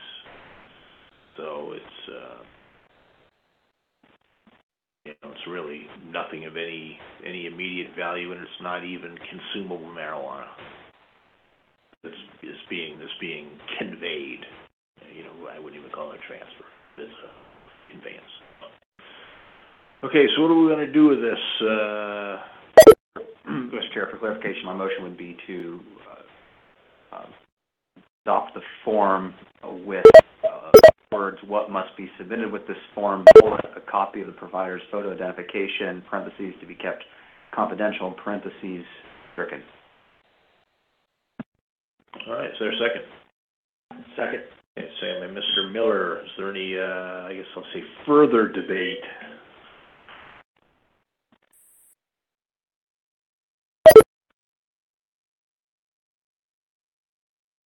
Not hearing any. I guess we'll roll call this one. Mr. Ankerfeld? Yes. Mr. Emmett? Yes. Mr. Miller? Yes. Mr. Jones? No. And I'm a yes, so that's amended. And we have a main motion to adopt MJ 27? I believe that was part of Mr. Emmett's motion. All right. Yeah, I think I may have made a redundant motion. Apologies. Okay. Do we need to vote on just adoption? Because that was I voted on the amendment there. So is there any objection to the adoption of MJ 27 as amended? Not hearing any, then MJ 27 is approved. What are we doing on time here? Okay, go ahead, Sarah. Thank you, Mr. Chair. The only parts of my report that remain are just licensing and education statistics, the table of license applications in their various statuses and license types as of October 8th. And then at your request, Mr. Chair, I have added a timeline table for new and transfer applications that are on this agenda. There are a lot of dates here. So I have done some calculations, which I didn't include here because I didn't want to give you even more numbers. And so the following applications in the table are listed in the order in which they were placed into the application queue, or the under review queue, now called the queue. And the average time it has taken for the applicant to receive an incomplete letter from our licensing team from the date that the application went into the queue is approximately 5.5 months for new applications and about 3 months for transfer applications.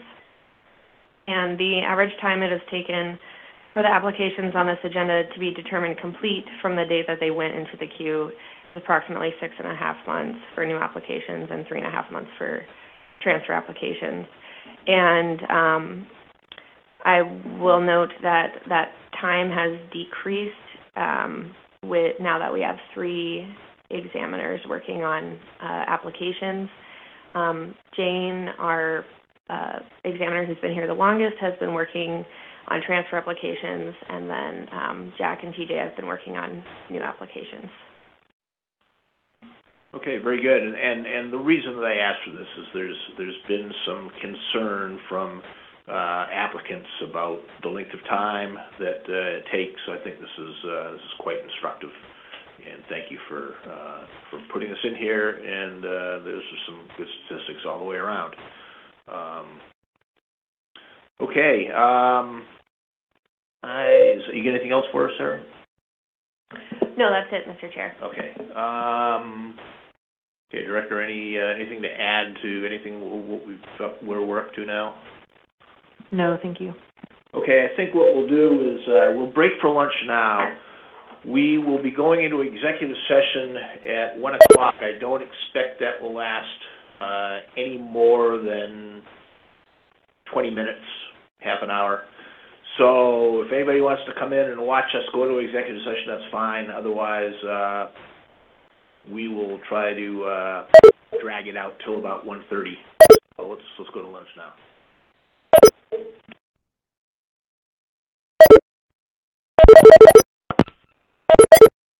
The chairperson has disconnected. The conference will now end.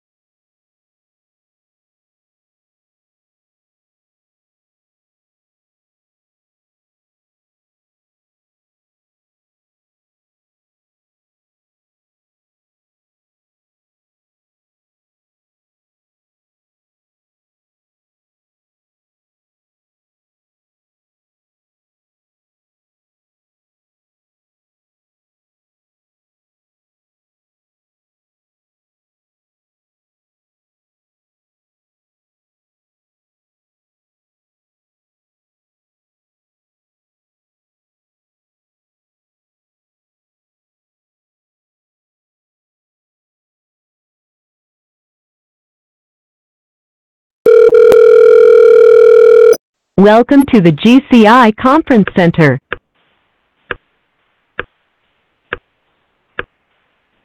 Thank you.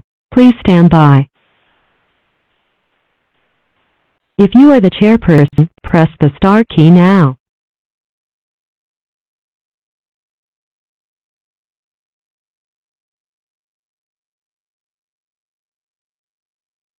Your conference will begin when the chairperson arrives. Please wait.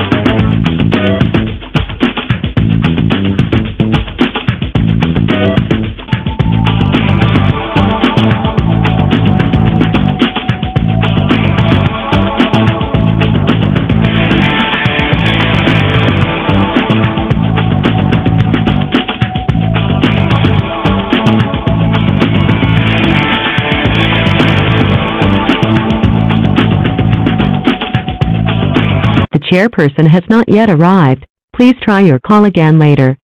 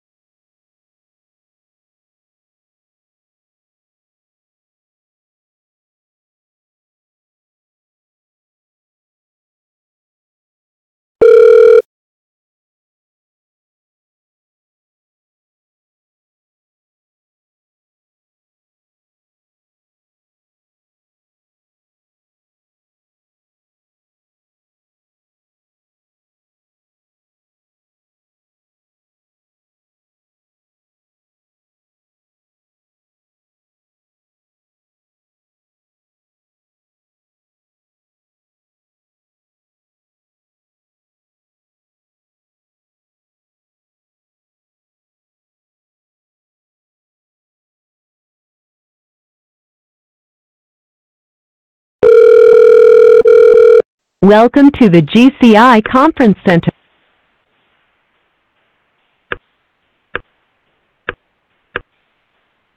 Thank you. Please stand by.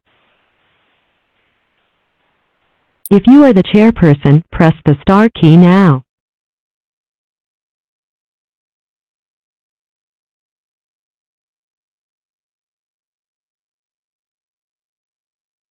Your conference will begin when the chairperson arrives. Please wait.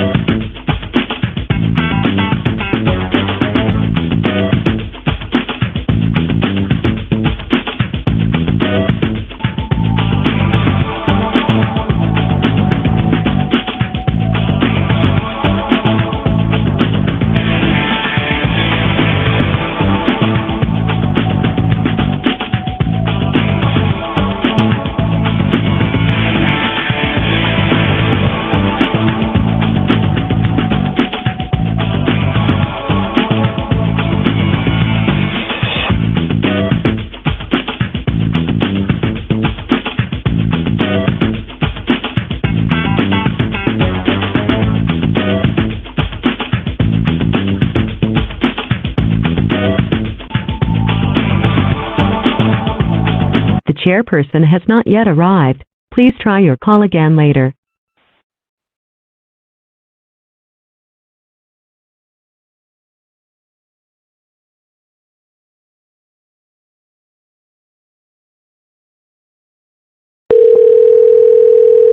Welcome to the GCI Conference Center.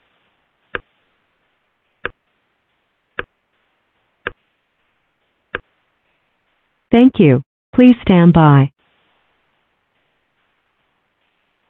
If you are the chairperson, press the star key now.